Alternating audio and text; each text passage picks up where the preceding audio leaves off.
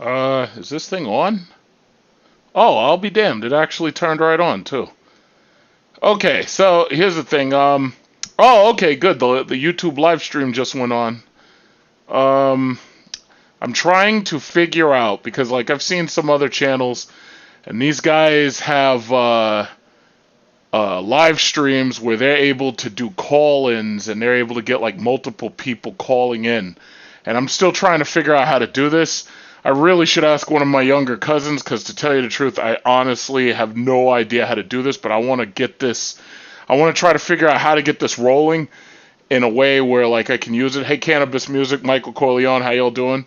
Yeah, so I'm trying. Like people keep on telling me they're like, yeah, you should have a podcast. I don't know how to do the streaming beyond streaming from my phone live, and I'm trying to figure out how to make it work on my computer, but I want to have that feature where like when somebody posts a super chat, like it shows up in big letters and it shows everybody who posted and what they said, so this way, people can send questions and their questions show up really big and everything. Like I still have no idea how to do half of the stuff. Like I was asking questions on Facebook, and half of these guys don't answer the questions properly or whatever, or at least they don't tell you everything you need to know. So how's everybody doing? How's everybody doing? Yeah, listen, if I can figure out how to do a podcast, I want to have it where you can have group chat and like 4 and 5 people in there. And, and this way you can have a back and forth conversation and everything. Because I'm trying to get myself ready for the election season. Because I know I want to do this more often. So I have to figure out how to do this. Because, like, it's really, really confusing. And I'm sure if I ask some little kid, they'll know. But, I'd have to get my cousin to help me do this. Because it's not easy. I don't know how to do this. So, let's see. What's going on in the news? Okay, so it says protesters fight with security forces in Beirut. Because basically, my live stream right now is basically what's happening with this 2020 presidential election. That's what my live stream is all about. What is happening with this presidential election? I think Biden's going to take it all. Not because he's a good candidate, but simply because Trump's presidency has been an abject failure in like every conceivable way. That's what I think. All right, well, let me read some of these comments. Let's see. What's good, brother? Salute to you. Currently stationed out in Mississippi. Miss home in Brooklyn.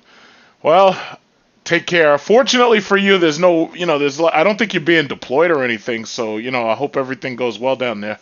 I think I've been to Mississippi. If I have, it was a long time ago, but I haven't been down there anytime recent.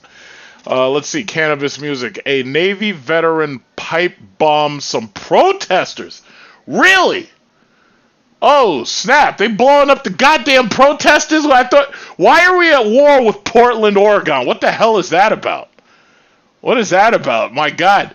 Portland, Oregon is like 90% white, and those people are out there protesting harder than I ever would.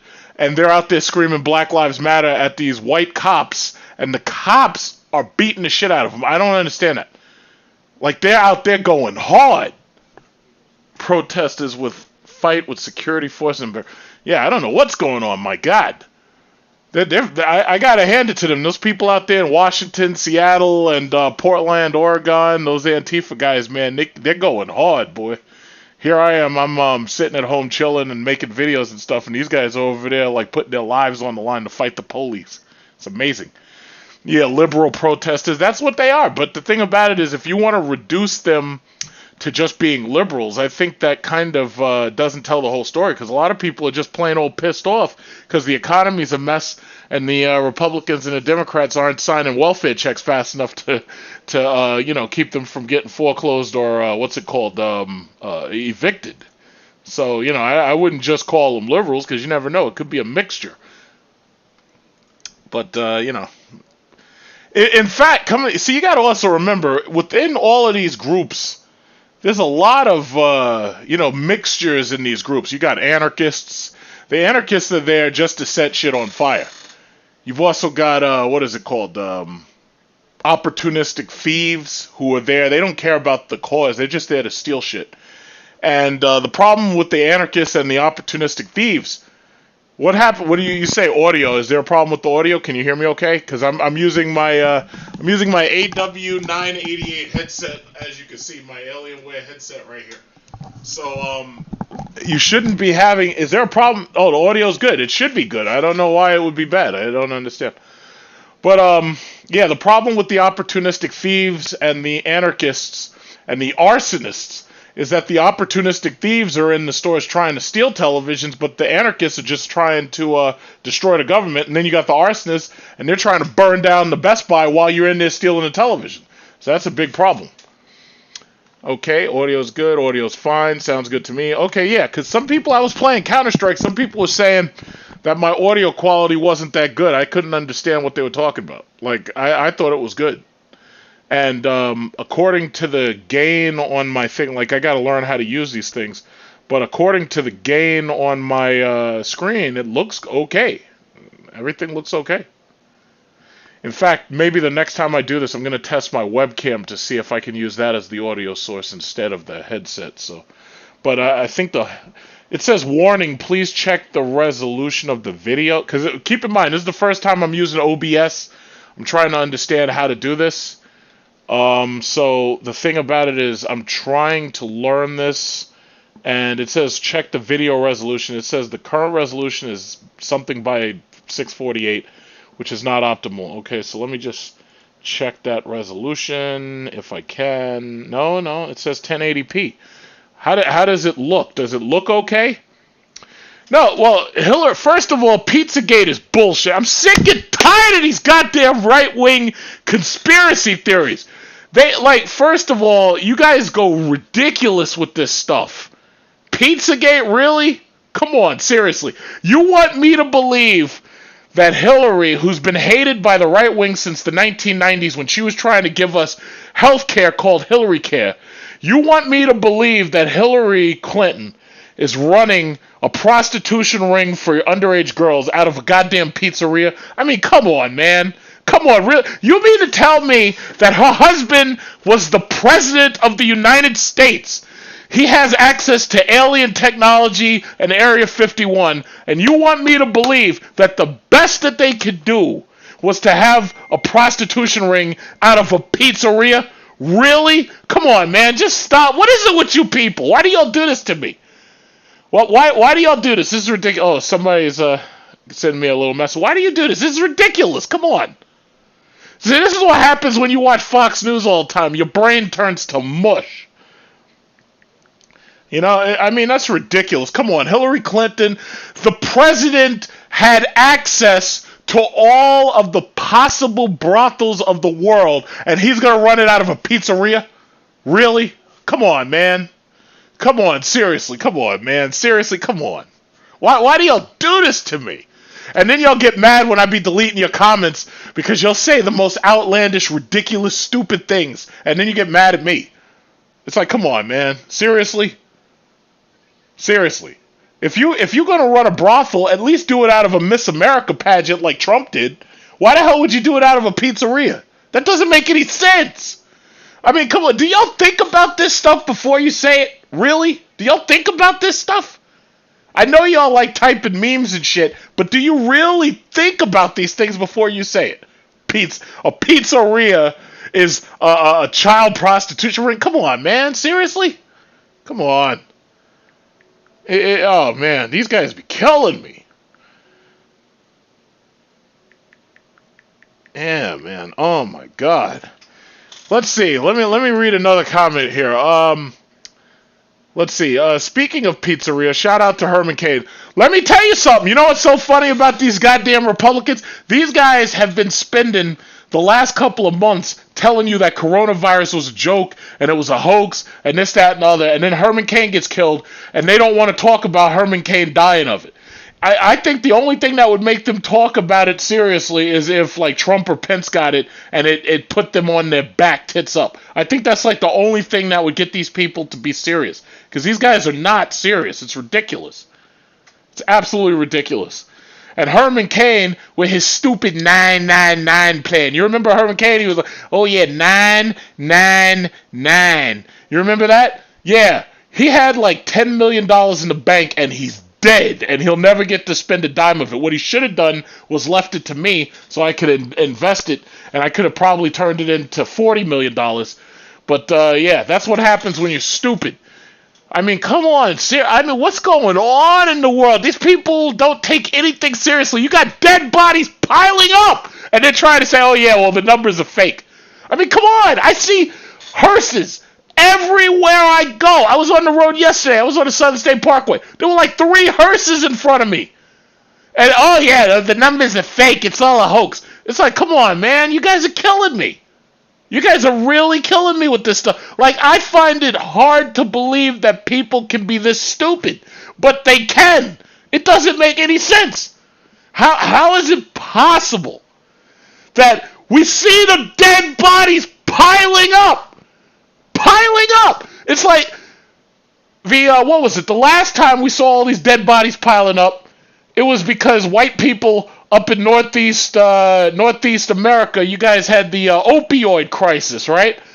We were losing 70,000 people a year. They don't even talk about opioids no more because coronavirus is killing people faster than heroin and smack.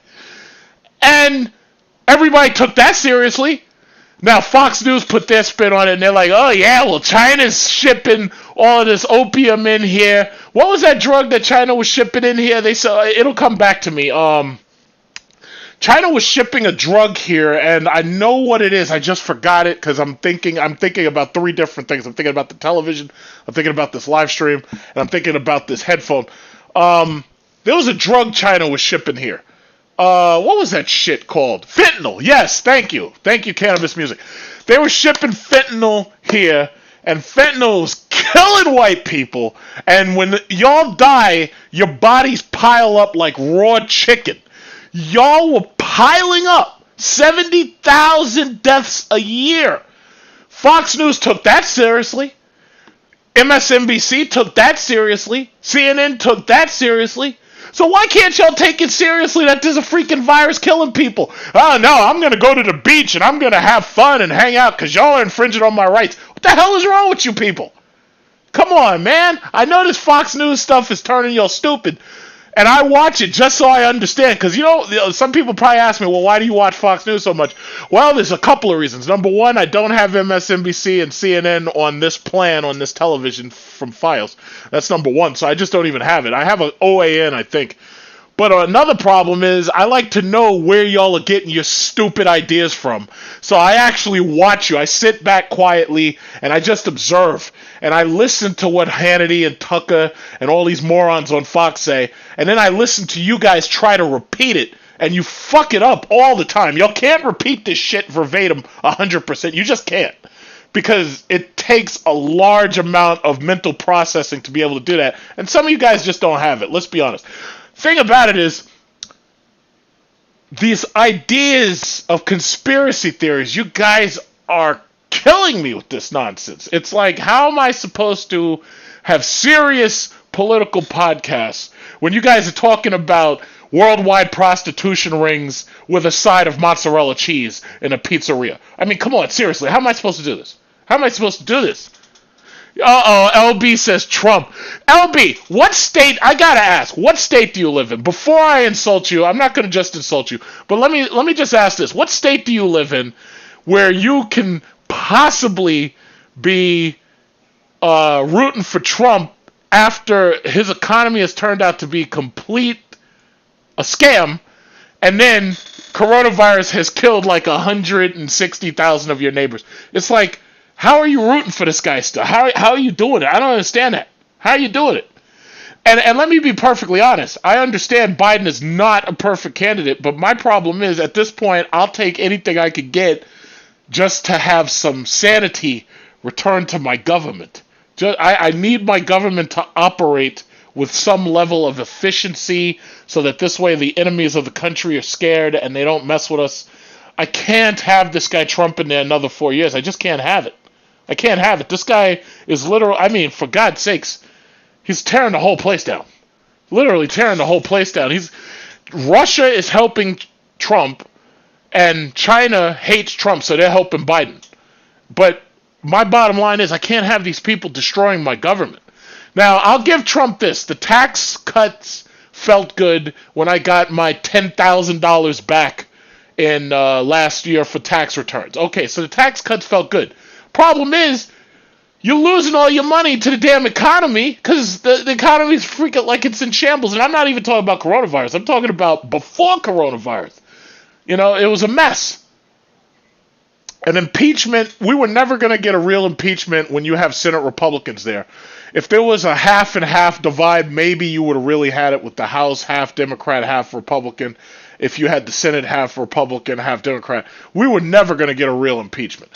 But I think this guy needs to be impeached just for poorly running the government. If you're going to run the government like this, it's like you're endangering our lives. I mean, seriously, this is insane. Oh, and this right here got my little... It's insane. Why did he impose tariffs on aluminum? Well, my guess is that aluminum comes from China.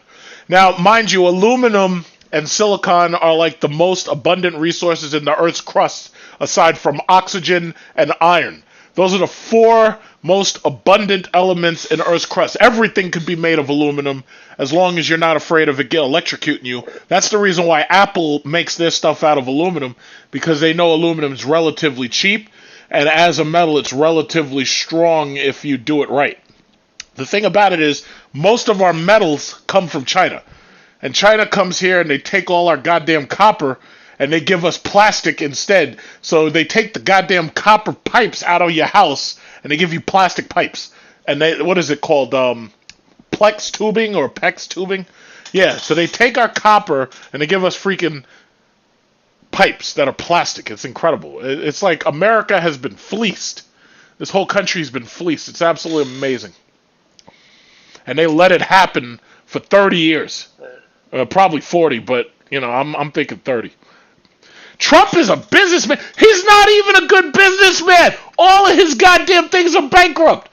His airline, bankrupt. His pageant was bankrupt. Everything he's done is bankrupt. America's bankrupt. That's how good a businessman he is.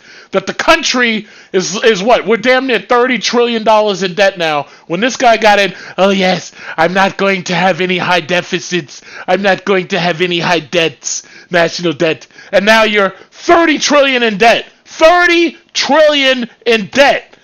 He's not a good businessman. I've seen good businessmen. He is not a good businessman. He's good at branding shit. He's good at, you know, making brands. He's really good at that because he's a sociopath. But other than that, this guy's not good at business. Are you kidding? How does somebody say somebody's a good businessman when their father left them enough money to make them rich? I mean, if my dad gave me $7 million, I'd be president right now. But, I mean, come on. That's bullshit. In fact, if I had $7 million, I'm going to take my money and run. I'm just going to go to a nice island and have beautiful island girls, and that'd be it. I don't need to live anymore. At that point, I'll just retire. And I could have done that at 20. But this guy's not a good businessman. What are you talking about? Oh, Cannabis Music says, what is he doing to USPS? You know what he's doing to USPS? He's trying to make it so that we can't vote. He's trying to undermine the United States Postal Service, and he's trying to put all the money in Jeff Bezos' pockets and FedEx's pocket and UPS's pockets. He's trying to kill our own Postal Service. I want y'all to think about something. I want you to think about something. Forget the Postal Service for a second. Think about NASA. They undermined and underfunded NASA. They handed all the money to SpaceX and Tesla. There ain't shit that SpaceX and Tesla could do that NASA couldn't have done back in 1969. They put us on the moon in 1969. Tesla can't even make goddamn heated and cooled seats in 2020.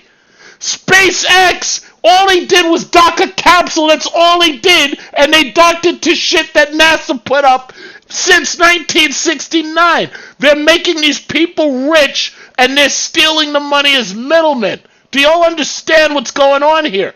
Tesla doesn't even have heated and cooled seats in the SpaceX rocket. And you want to give your money to them? Are you kidding me? NASA, the Postal Service, they were running great until these scumbag Republicans started stealing their money. That's the real deal. They're trying to privatize everything. Eventually, you're going to end up in a corporate prison. You commit a crime, you're not even going to go to a regular, shitty, government-run prison where you get raped by some other guy. You're going to end up in the corporate booty house. That's where you're going to end up. Don't you commit no crimes. You're going to end up in the corporate booty house. They're trying to privatize everything. They're going to make it... And then this is what kills me.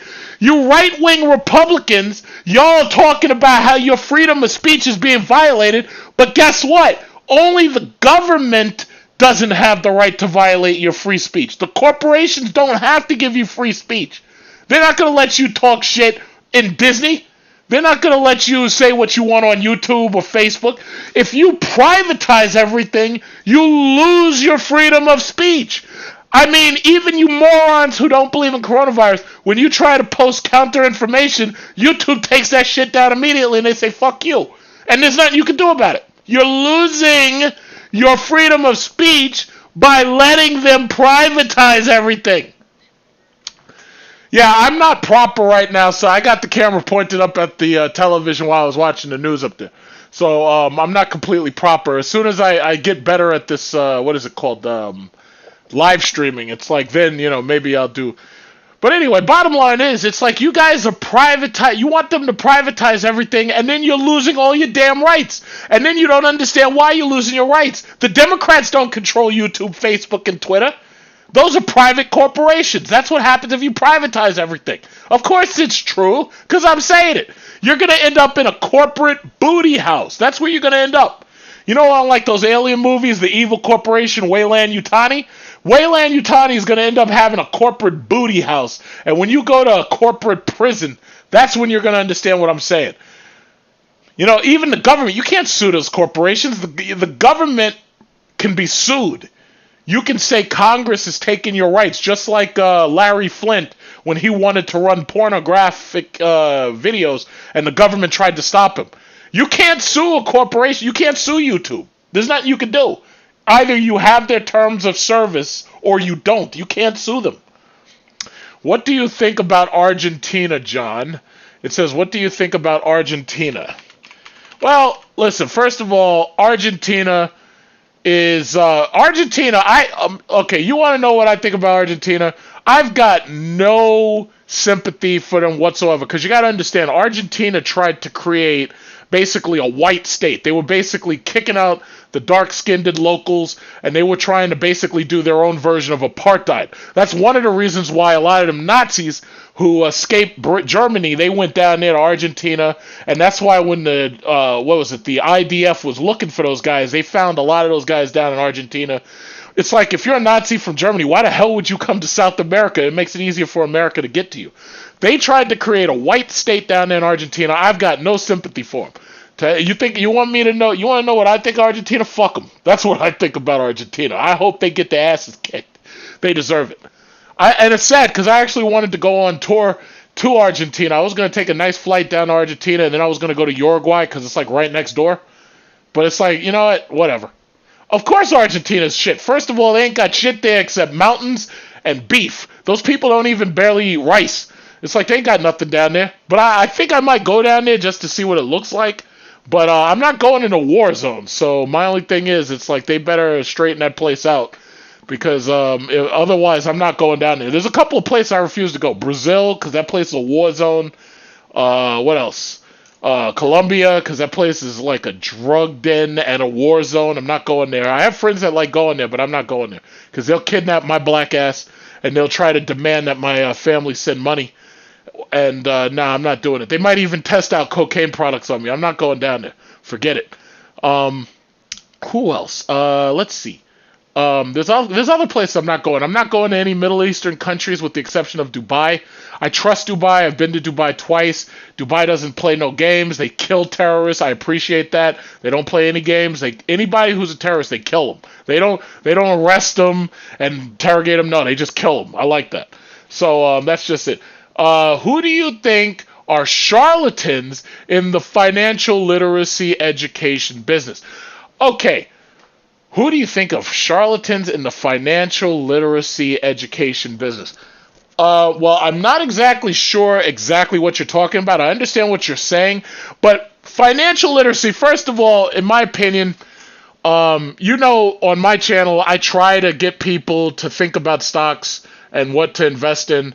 But you got to understand something. These kids today are all spoiled. The reason why they don't understand financial literacy is because they got parents who are sending them to high-priced colleges just because of the name of the college. And since their parents have wasted all of their money on used German cars and vacations and stupid things, their parents have no money to send them to college, right? So because their parents have no money to send them to college, they end up deep in student loan debt. These kids owe more student loan debt than I owe on 2 houses and 2 mortgages. These kids owe more than that. My dentist has $300,000 of student loan debt. My second house was only $270,000. So you mean to tell me I could buy a house for what it costs you to go to dental school? You're never going to break even on that. You'll be working, you're going to be a slave for the next couple of years. Oh, and you say Susie Orman. Susie Orman, Dave Ramsey, and Chris Hogan. Those guys, there's nothing that those people say that I couldn't be saying on a podcast, and I could do it the same way they do it, but better. All they're doing is they're debt shaming you. If you want to buy a car, they say, oh, no, I wouldn't do that. That's what they say. If Dave Ramsey is the same shit. Oh, you're going to go. This is how Dave Ramsey talks. He says, you're going to go into one of those Steelerships where they give you a ninja loan on the car. That's what you're going to do. You're going to go into a Steelership.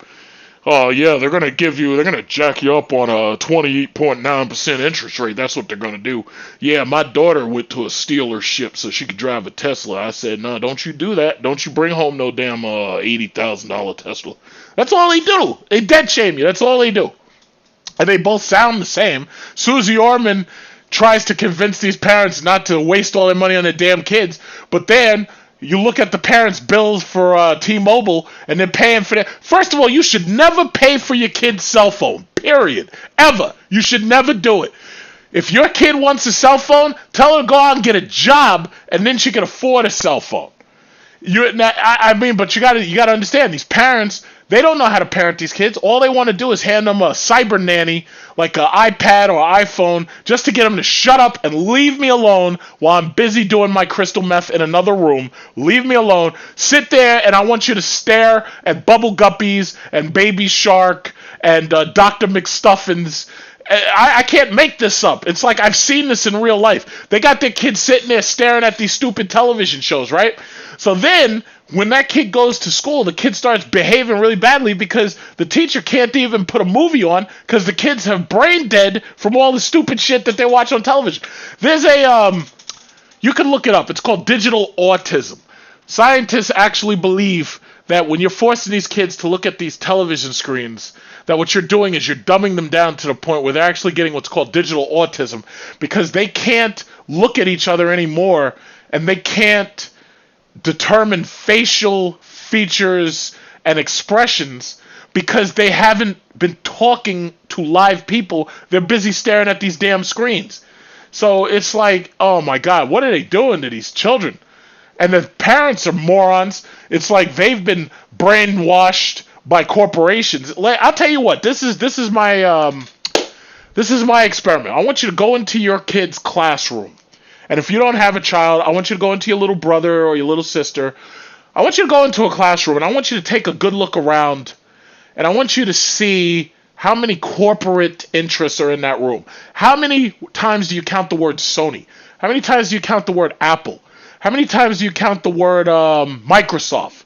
These classrooms have been taken over by corporate interests. It doesn't surprise me the reason why these kids don't know anything about civics. It doesn't surprise me. They've been brainwashed. And they got brainwashed early. Hi, Corey. Hi, Juan. It says, I don't mind spoiling my kids. Well, Juan, listen. You can spoil your kids because you're going to do whatever you want to do, but I consider you part of the problem. There's certain things you should not be buying your kids. You should always buy your kids clothing that makes sense, and you should teach your kids how to be frugal. You should buy them new clothing. You should buy them, fresh bedroom linen and all that stuff. But you should not be buying your kids cell phones. You should not be paying for certain subscription services. Don't give them T-Mobile. Don't give them any of that stuff, because all they're going to do is go online and have a bad time, and they're going to end up with digital autism. Just don't do it. Yeah, what do you say? When they deserve it. Juan Catalina, you know what? Now I'm speaking right to you, because you just hit me with a key word. You said, I'd spoil my kids when they deserve it, right? So here's a question, Juan. How does your child deserve something? What is it that they do to deserve something? I need to hear this. What is it that they have to do to deserve something? What is that? What do they got to do? Brandon, and while you're thinking about that, what's this guy's name? Braction Action. He says, Big Truck, what did you study in college? Okay, first of all, I studied a couple of things, because you got to understand, I went to college in China. At one point, I studied Mandarin, and I studied business classes in China. That's number one. That was I took some time off from college to go to China on a study abroad. That's number one. Number two, I studied sociology, geology, and physics. Okay, so hopefully that answers that question. All right. I've been to the Dominican Republic. I haven't been there since 2011. I could just imagine, based on the poverty that I saw in 2011, I could imagine that place is really lit right now in 2020, considering the quarantines. I'll tell you a little quickie story. When I was in the Dominican Republic, I liked it. Some people go on and on about how great the beaches are. Honestly, I think the beaches are better in Thailand and the Philippines, and I like the beaches in Southeast Asia better. The poverty of the Haitian people and the attacks on the Haitian people by the Dominicans, because there's a lot of mixed Dominican and Haitian people there. And yes, I know all about the revolution, because I have an aunt who's Dominican. What it was I have a family member who married Dominican, and that's when we went down there. And I even did a video in the Dominican Republic, because I had an iPhone 4 at the time. And the poverty was so bad until there was like a cop with an assault rifle and a shotgun, and they came and stood right next to me while I was at a bus stop in the DR, and they were making sure nobody tried to steal my iPhone, because obviously, unlike those garbage BlackBerries of the time, an iPhone, that was like $1,000 phone back then. So the cops stood right next to me to make sure nobody tried to mess with me. But DR is nice. I like DR. My problem is, when you go there, you basically have to stay in the all-inclusive resorts. And while I have family in-laws down there, it's like, that place it's not safe. Seychelles in Africa, where I went, and I did a video about Seychelles, that is a nice place, and that is a really safe place. The beaches are beautiful. I loved it. And I would go back there definitely. DR, I have no intentions of going down there anytime soon. However, I've noticed that they have nice women down there. While I was down there, it was like I met some, because my thing was, they have pretty girls and they have nice women to meet. And I was hitting on some of the not the waitresses. I was hitting on some of the hostesses, and they were really nice. But I really like the Philippines more.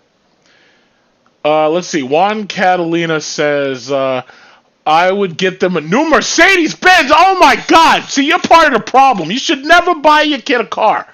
Period. If you buy your kid a car, it should be like an old Panther platform Ford. Like, you shouldn't buy them nothing. Make them buy it themselves. All right. What's his name?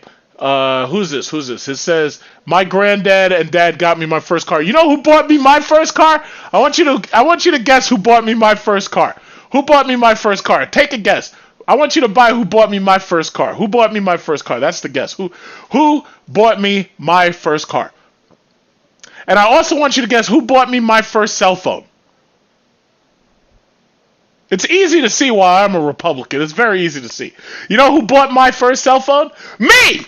I had a shitty Motorola Talkabout, one of those little clamshell-ass StarTACs with the colored back, and mine was blue, and I had to pay that shit. It was prepay, and I bought my first phone, and I couldn't even talk to you very long because I had prepaid minutes, and I paid for it myself. And as far as my first car, you know who bought me my first car? Me! I bought my first car. It was a Chrysler 300 2.7 liter, And all I told those guys at Major World was I wanted the navigation system in it. I didn't even have a sunroof. Did I have heated seats? Yes, I had heated seats, but I didn't have cooled seats because they didn't make them back then. And that was it. I had a silver 300, and I didn't even have heated and cooled seats like I got in the future. I had a goddamn 27.9% interest rate because my credit was shit coming out of college. I had a 500 FICO score. I bought my first car. And I got to look at all these kids and my cousins, and their parents are spoiling them rotten, and they don't know how to do anything because their parents are just giving them phones and they're giving them cars. And you're part of the problem, Juan. You're part of the problem. I wouldn't have gotten them nothing. A Mercedes-Benz, are you kidding me? The most that you'd get just so I could know that you're kind of safe is a Ford Crown Victoria that's got about 120,000 miles on it, and I pay less than $3,000 for it. And you're trying to buy Mercedes? Are you kidding me? That's the reason why you Democrats are always asking for money. Are you kidding me? Am I going to Greece? The answer is no. There ain't nothing in Greece I'm interested in. Ain't nothing in Greece. I don't even like the women there. Yeah, they've got cute names like Cancinopoulos and Canatopoulos and stuff. Yeah, they got cute names. And they look good when you watch the movies like Gladiator. But other than that, there ain't nothing in Greece for me. No, thank you. I have one of my coworkers trying to get me to go to Greece. I said, nah, that's okay. I'm going to spend my money. I'm going to go to Thailand instead. It's like, everybody's trying to convince you to go to their country. It's like, I don't want to go there. For what?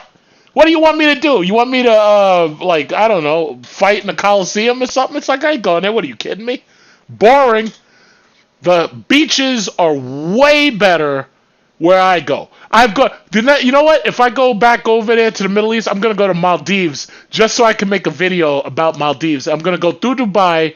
I'm going to fly business class, Dubai to Maldives. There's no way in hell I'm going to waste that kind of money. That's like $5,000. There's no way I would waste that kind of money going to no damn Greece. No way. No way. I'm not interested in anything there. I like watching it on television. I like Kratos from God of War 3. But other than that, I like ancient Greece. But the new Greece, that's okay. And Greece is damn near bankrupt, and that's their fault. So, hopefully they figure out a way to sell more olives or something because, I'm not going to be helping them with my tax dollars that I get back for vacation money. Sorry. Let's see. We can barely leave America. We can't go anywhere. I had a trip. I was going business class to the Philippines. They canceled everything. They canceled my condo. They canceled, They canceled my flight. I had a flight, business class on Asiana. They canceled it. So they killed me. I was going to make a flight video, business class on Asiana, and I was going to make some videos in the Philippines. They killed the whole goddamn thing. Killed it.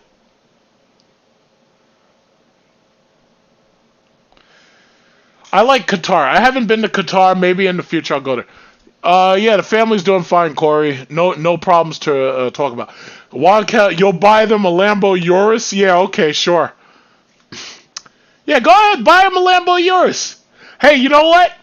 You know what happens when you buy your kids a really expensive sports car? I want you to look up the name Nicky Catsaurus. That's what happens. That's what happens when you get your kids expensive sports cars. Yeah, that's what happens. I want you to look that up. Nicky Catsaurus. I'm not giving a... What, are you kidding me? That kid will be lucky if they get a skateboard if I have a kid. I'm not buying you nothing. You're going to get a job, and you're going to pay for it, and you're going to be more responsible as an adult, and you're not going to be waiting at home for Trump welfare checks. Let's see. Juan is trolling. Of course he doesn't. Yeah, Juan probably doesn't have kids, and yeah, I know he's trolling. He has to be joking. I would buy them a Honda Accord. I wouldn't wish a Honda Accord on my worst enemy, or maybe I would. I'm not sure. But no, I wouldn't be buying no Honda Accords. No, thank you. Absolutely not.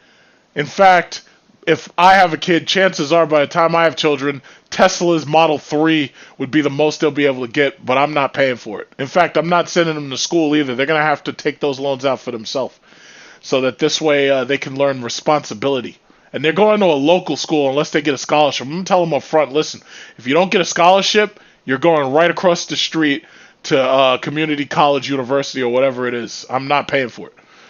Let's see. And I'm not co-signing a goddamn thing. I'm not co-signing anything. I learned that a long time ago.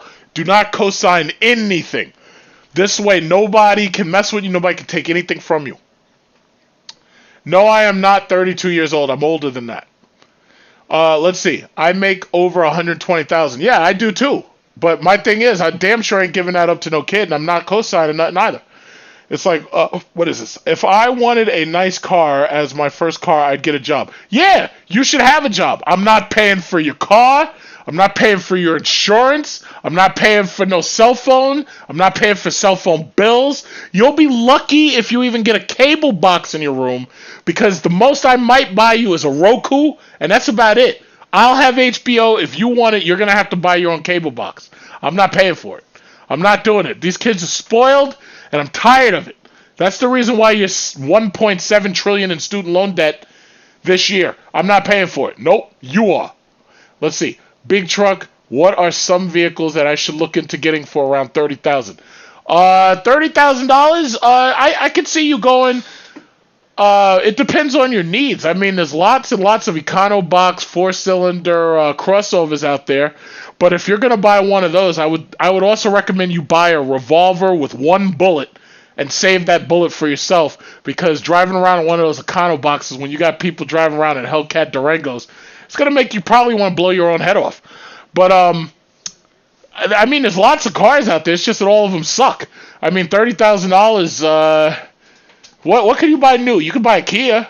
You can buy like a Kia Sorento. What is it? A Sorento. Or you can buy a K900 or Equus. Yeah, you can buy a used Equus that has like maybe 30,000 miles on it, and it'll cost you like $25,000. But I don't think you should do that, because your insurance is going to be really high. And I don't know, $30,000 is kind of low, but there's a lot of things out there you can get. My only recommendation is make sure you buy a gun and it has at least one bullet, and save that bullet for yourself and keep the gun in your glove compartment, so when you realize your mistake, you can just blow your head off. Okay, so anyway, who's next? Let's see. Tell me what happened with cosign. The reason why you don't want to cosign is because if the other person who you cosign with has a lot of debt, it can drag down your credit. So you don't want to cosign. If you have a kid and they go to school and fuck up and they don't graduate, the student loan people are knocking on your door, and co-signing on your own kids' loans could basically mean you never get to retire because they come take all your money. So don't do it. All right, next. Let's see. What is your beef with BMW? Okay. Oh, God, here we go. Oh, man, this guy asked a question. Oh, man, he said, what is your beef with BMW? What is your beef with BMW? Oh, my God. Oh my God! Here we go. Oh man, I gotta get me some more drink for that. I gotta get me some more of this drink to start with that shit. BMW. What's my beef with BMW? Okay. Oh man, I don't even know how to start that one. Damn. Okay. Where do I start? Okay. First of all, BMW's interiors suck. They've been giving you the same damn interior for like the last 20 years. That's number one. The first BMW I think I ever got into was the 745 Li. And I only went to check it out because it was the big talk of the town, because it was like driving a computer. It had a push to start button. I thought it was cool back then. The 745 Li, I thought it was cool. Then I realized that BMW, they rip you off for every new feature. They overcharge you on heated cooled seats. They overcharge you on everything. And unless you're spending top dollar, you get an ugly, stupid plastic interior, just like all the American cars have had for a long time. And I'm like getting into these BMWs. I go to somebody's BMW and I'm like, wait a minute. Why are they so busy talking bad about American cars when the interior of your car sucks? And they're like, oh, but it's a BMW. It's the ultimate driving machine. Which gets me to my next point. BMW drivers are the worst drivers I have ever seen. If they have an M3 or an M5, usually they'll stay in the middle and they'll drive slow so that everybody can see their nice BMW M3 and M5. But when they don't have an M series, what do? They put a fart can muffler on it. They make it loud and obnoxious. I have an asshole on my block who drives through with a garbage old BMW, and it has a fart can on it, and he revs that garbage so that the turbocharger builds up a pop. And when he revs it, you can hear him down the block. And when he starts down the block, he revs that horrible, stupid shit. And then by the time he gets to my house, I have to hear it go, pop, pop, pop, pop, pop. And it's like, your car sounds stupid. It's like, what are you showing off? You didn't even have the M model. You put a turbocharger on a regular engine. And you're trying to show it off, and it's obnoxious, it's loud, and it's annoying. That's number 2. They are the worst drivers ever. I love watching, when I'm on a highway, these BMWs zipping in and out of traffic. I love it when those cars get into accidents. I love it. I love I put it into a video where a guy was leaving the car show, and he did a skid out, and he hit the wall, and it destroyed his undercarriage. I was laughing my ass off. Good for you. Good for you. That's what you get. Now you're a Mustang driver that says BMW on it. Good for you. Oh my God, where do I start? The only BMW I kind of like is the 7 Series with the mango interior and the blue exterior, but I'd rather buy an S-Class for myself. I would never buy a BMW. I just can't see it. Boring. Okay, anyway, my mom bought my first 3 cars. Your mom bought 3 cars? Are you kidding me? Really? But they were all less than $600. Okay, well, I could kind of see that. I still wouldn't have bought you anything. I would have made you get a job, and you could bag groceries until you could afford that $600, but okay. And then I graduated and joined the military and bought her a newer, better car. Okay, in that case, we're good. Okay, your mom bought you a car, and you bought her a car. Okay, and you bought her a newer car, a better car. Okay, I could kind of see that. I wouldn't, me personally, if I was your father, I wouldn't have bought it for you. I would have made you save up the money so that you learn responsibility. But if she felt it necessary, and she didn't spend too much money on it, okay, no problem. All right, with the heated and cooled seats and Ultra View roof, what is this? Oh no, I don't want no Sonata because it's too small a car. Nothing against Hyundai, they're just a little too small for me. So if this guy wants a car, he should get like a 2015 Sonata and get like an extended warranty on it. Yeah, I can see that. That would be a decent car. Because it's a nice, big, spacious car. You can get it fully loaded. Yeah, I can see that. I would never buy no Honda Accord. And I would never buy no goddamn, what is that thing called? Toyota Camry. Never. Ever. Okay, they make the best products that come out of Germany. Oh, hell no. Mercedes makes the best cars. Forget BMW. Audi is boring. Mercedes makes the best cars. Thought Strangler, you must be late because I already told everybody I not only have a college education, I have 2 master's degrees. And yes, I am obvious. I'm college educated, grad school educated. I've got 2 master's degrees. I graduated with the first one with a 4.0, and the next one I had a 3.9 something because one of the teachers must have been funny and she gave me an A-. And I have straight A's. Bottom line, I have straight A's. The only grade I have that's not an A is an A- on my grad school record. Now, my college record, I wasn't doing shit. In college, I was a C student at best, because I was so busy. I was working. But you know what? That's how a lot of people are. It's like a lot of people don't find their legs until they get out of college, which is why I'm saying you should not waste a lot of money sending your kids to college just because it has a big name school. Because I tell you, with a lot of these kids, what the colleges do is they say, oh yeah, well, we'll cover 20% of the cost or we'll cover 50% of the cost. But that leaves you on the hook for like $30,000 or more per semester. That's ridiculous. That's ridiculous. So yes, I am college educated and grad school educated, and I have 2 master's degrees. How about that? I was educated in the number 3 school, number 3 in China. I went to Fudan University. Number 3. The number 3 school in China. Fudan University. I think by now it might be number 2. It might even be number 1, but they're never going to let Tsinghua University. They're never going to let that Beijing University be number 2 or number 3. So my guess is Fudan University, which is basically number 1 in Shanghai. My guess is because there were like 2 main schools in Shanghai. It was Jiao Tong and it was Shanghai University, but then there was also Fudan University. I went to Fudan. So anyway, let's see, 737. Education system is rigged. I agree with you. The one thing I got to say about coronavirus is exposing this government. Coronavirus is exposing the education system. Coronavirus is exposing this entire system for all of its corruption. And I believe coronavirus is a reset button on this economy. And now that it's been pushed, they're desperate to try to figure out how to write more welfare checks because they know that wealthy people are losing their money. And coronavirus is a massive reset button. That's what it is.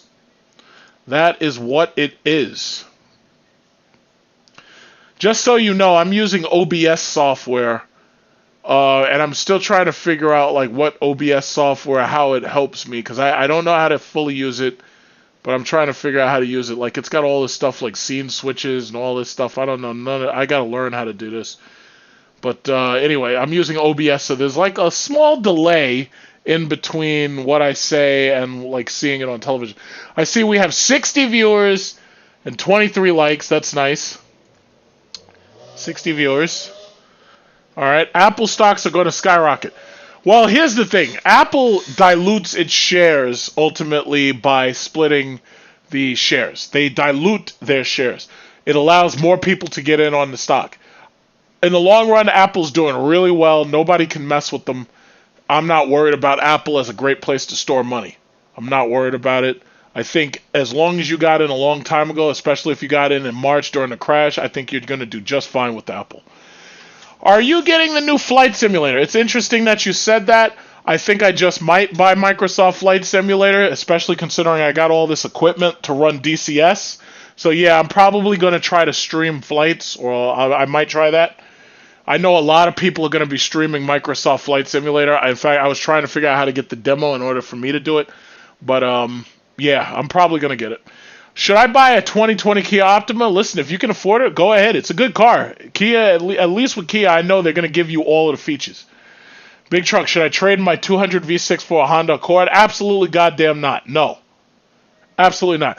But if you feel it necessary to trade your 200 V6 for a Honda Accord, make sure that you also trade in and get enough money to buy a revolver that has 1 bullet in it. And keep that in the glove compartment, because you're going to need it. Okay, next. Model X or Genesis G90. The Model X is a pretty untouchable product, despite the fact the seats aren't that great. But it's a pretty much untouchable product, so I'd have to say the Tesla Model X, I'd rather have that than a G90. All right, we go to school and learn how to manipulate numbers in algebra instead of learning how to invest our money. Yeah. But you know what? Listen, algebra I think is necessary. Trigonometry, algebra, I think those are necessary to learn. Calculus is probably also necessary to learn. So you should definitely know trigonometry, algebra, and calculus. Right now, honestly, I don't believe these kids are doing a good job with polynomials and monomials and all that stuff. I do believe in algebra. I do believe in trigonometry. I do believe in calculus. But math as it is right now sucks. And I think that a lot of the things they should be learning, they're not learning. Like, I learned a lot in trigonometry. I passed the class in high school. I honestly don't remember any of it or how to use my calculator with SOHCAHTOA. I don't remember any of that stuff. I remember SOHCAHTOA. I remember how you're supposed to do the triangle. I forgot all of that. It says, aren't you an independent or moderate? Technically, I am an independent.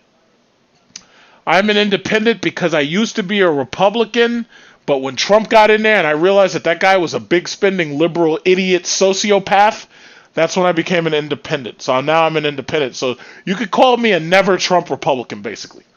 That's what you could. It says U.S. approaching 5 million coronavirus cases. 5 million cases. And by November we're gonna have 200,000 deaths. by November. Ain't that crazy? We're going to have over 200,000 deaths. We're already at 160 plus, and we're doing 1,000 a day. It's terrifying. I see hearses everywhere I go. Hearses. 97,000 kids tested positive. Well, that really makes me want to be around kids, huh? If they're all like positive for the virus. That is scary. Yeah, I'm starting to think that because my microphone has a webcam microphone, it's like I might not actually need my headset that much in the future if I do this, or when I do this again. It says, do you look at income statements and balance sheet when choosing to buy stocks you get in? I don't really look at their income statements and balance sheets like I should. What I do is I read the research that other people have done behind the company and its balance sheets and its statements. And I get a broad overview about the company first, and I see what is it that this basically the questions that you should ask yourself when you're buying stocks. What is it that these people make? 2, how popular is what they make, or how many people would most likely want to buy into this company and what they make? 3, is this money something that you can risk if you were to lose it all? Is it worth risking? That's what you should consider. I'm just waiting on the Ram Rebel TRX. Yeah, okay, good luck with that, because me personally, I don't know if it's ever coming out. If it does come out, okay. But the question that you should ask yourself is, why would they be building a truck with an engine in it which is designed for nothing more than high-speed driving, when you're dealing with a truck that has truck tires rather than having SUV tires? And then on top of that, you're dealing with a situation where it's a high gas guzzling vehicle. I don't know if that thing's really coming out.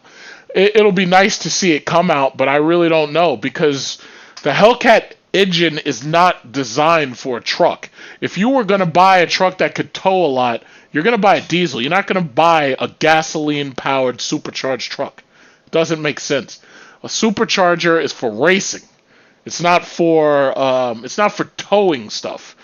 The only superchargers you see for towing or turbochargers are on diesel engines, so that they spread out the torque curve instead of it just being on the low end. They try to spread it out at higher RPMs.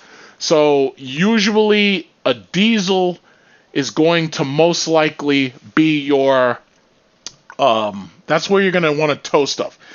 Okay, so let me give a thank you to Contavious Johnson, and he asked me, should he get the used Hellcat or Model 3 Performance? So, okay, the next couple of questions I'm going to direct directly to you, Contavious. Okay, so here's the thing.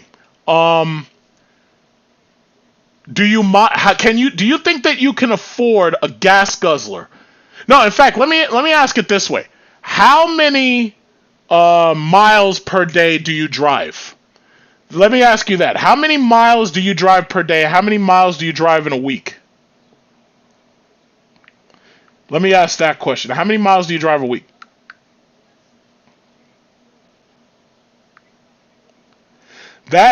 How many miles do you drive a week? And the reason why I ask you that is because that is what should determine. So yeah, I'll type the questions. Okay, so first ask yourselves these main questions. Okay, how many miles do you drive per week? How do you feel about paying premium gas prices for the next several years? Okay.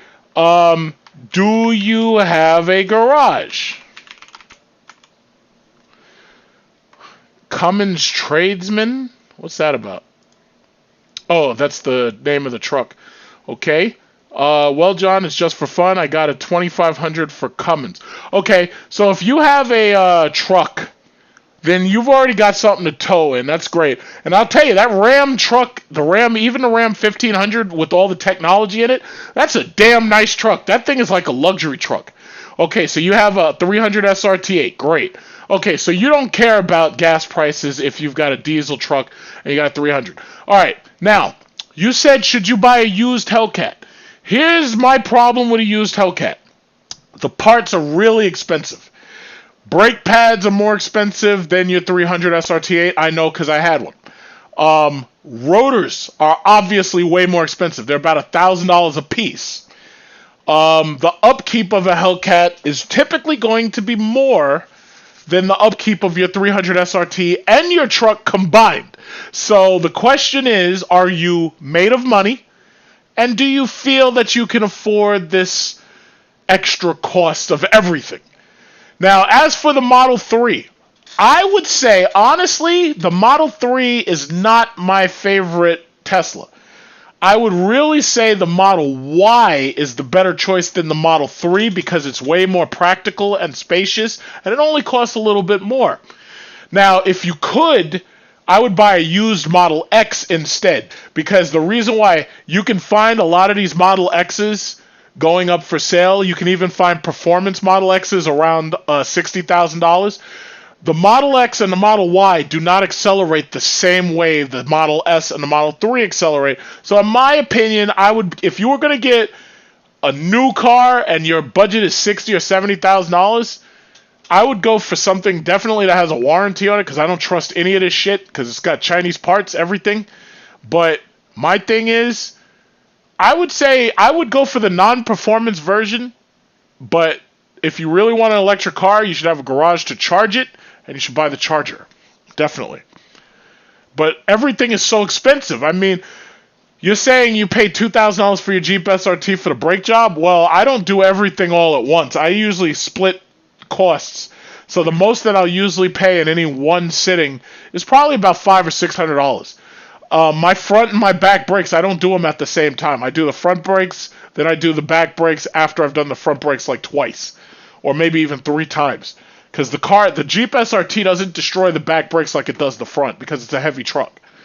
But it all depends. It depends on you. It really depends on you. So if you don't mind the upkeep of these things, then go ahead, get yourself something nice. Go ahead. Let's see. I go to the dealer. Hell no, I'm not going to the dealer. I'll go get the parts from the dealer. I'll get the pads and the rotors from the dealer. But I'm not paying them those union wages. What, are you kidding me? Hell no. The most real videos on YouTube. Thank you, Fetters. I try to keep it real. I try to keep it as real as possible. I try to keep it real. You know, that's the thing. It's like these guys who are doing all this clickbait and shit. They're getting lots and lots of subscribers. I prefer to do mine the hard way by keeping it real and just having less in general to talk about instead of clickbaiting you 100 times about some bullshit. I just can't do that. I can't see it. I can't do that. I can't do that. I would prefer to keep it real. Yeah, keeping it real is definitely the better way to go, I'd say. Okay, let's see. Let's see. Premium is going back to $3. Oh, first of all, understand something. There's a reason why I told everybody to buy into oil stocks. Chevron, Exxon, BP, Shell. The reason why I told you to buy into oil stocks is because right now, oil prices are relatively low, especially for the smaller companies that I gave you on my oil stock list. But you got to understand, when this economy moves again, oil prices are going to go right back to where they were. And oil is going to go first because everybody's going to be moving around again. So you got to understand, oil prices right now are low. They're good to buy into now. But gas is not a problem right now because there's like 200 million gallons worth of oil sitting offshore in boats. Eventually, we're going to start using it, and the speculation is going to start again on oil. But right now, oil prices are relatively low. So anybody, I have a friend, Chinese, and she bought oil commodities, and I think she actually lost money. I wouldn't buy the oil commodities, I would buy the stock. Okay, Lewis Arts. John ain't lying. Gas is one of my highest expenses. Thankfully, I can afford living comfortably, which I don't really have a choice. I'm 6'6", 245 pounds. Yeah, if you're 6'6", 245, Jeep Grand Cherokee, a SRT Durango, a Durango in general. Yeah, those are really great cars, and they're practical to the point where you love those. So let's see. Anthony Car Reviews. He's real as shit. Thank you. Yeah, I'm gonna make sure that gets shown because some of these things get held for review. So yeah, unblock that. What do I think about Ford talking about going private? Well, here's the thing. As you know, when Ford stock was cheap, I bought 1,000 shares of Ford stock. If Ford goes private, they're going to have to buy my black ass out. If they come to me and try to buy me out, I'm going to make it hard for them. I'm not going to let them simply try to just buy me out. Now, if it's one of those things where it's automatic and I have no power over it, okay. But, I'm not going to make it easy on them. I'm just not going to make it easy on them. I'm not gonna make it easy on them. They're gonna have to work to buy me out. What did that guy say? Mo Green in The Godfather. He says, "You don't buy me out. I buy you out." The Corleones ain't even got that kind of muscle anymore. What do you think? You could just come here and push me out? I'm the one who took your brother Fredo in. He's like, "Is that the reason why you slapped my brother around in public?" He's like, he was banging cocktail waitresses 2 at a time. What drinkers? They couldn't even get a drink at the table. What's going on over here? He was banging cocktail waitresses 2 at a time. You don't buy me out. I buy you out. The Corleone family ain't even got that kind of muscle anymore. Okay, so anyway, when is the best time to invest in airlines? All right, so when is the best time to invest in airlines? Here's the problem with my live chat. I would love to be able to show you airline prices and all that stuff right now. So I don't know. There's this thing called scenes on my screen, and I don't know how to do any of this stuff. Like, I don't know how to run one of these things. But here's the thing. The airline stocks are still low. JetBlue is 1076 right now. American Airlines is 1303. United Airlines is 3433. If you want to buy airline stocks, technically they're still low right now. In fact, they're afraid that they're going to end up filing bankruptcy because I think Virgin Atlantic filed bankruptcy, right? But they're all right now still in their lows. All of them, including Alaska Airlines, are still in their lows. They are nowhere near in their highs. The problem is we have no idea how long it's going to be until we go back to travel. If you buy now, you're going to take temporary losses until we get back traveling. So airlines are a toss-up. But what I do know is if you spend that money on oil companies, you have to remember, cruise lines and the airlines make up 40% of fuel. If you buy the big oil companies, you don't have to invest in the airlines. If you want to invest in the airlines, the most that's going to happen is you might double or triple your money. If you invest in the oil companies, you'll be getting dividends for a very long time that you can reinvest. The choice is yours. Me personally, I like being able to say that I own part of the airlines as far as owning their stock, but you're better going to see your money do better in the oil companies because oil is energy. Everybody uses it. Cars, generators, cruise lines, airlines. You're better off in oil. But you can do whatever you want with your money because I can't do your investment for you because the SEC will come to my house and fucking tase my black ass. And I'm not having any of that because I'm not going to any of these federal booty houses. I'm not going. And that's basically it. So, yeah, that's it. So, that's what I think. Big truck. Should I buy Ford stock? Should you buy Ford stock? Okay, let's see where Ford is right now. I usually don't even check that much. Let's see. Where's Ford stock? Ford is down to 686 right now. Ford has been on an upward trend since March. Everything's been on an upward trend. If you can buy Ford stock right now, I think you probably should. I don't know how much you want to buy of it because right now it'll cost you, if you want 100 shares, it's going to cost you $680. It's going to cost you basically $700 to buy 100 shares.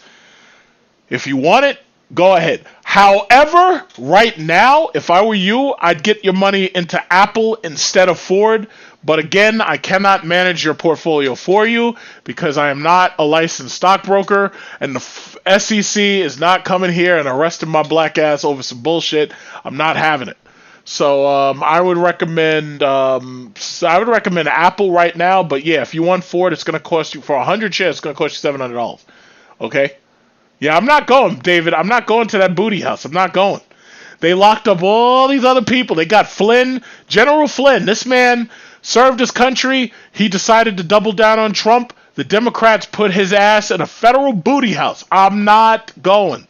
Who else? That guy that Trump just pardoned. I forget what the guy's name is. It'll come back to me.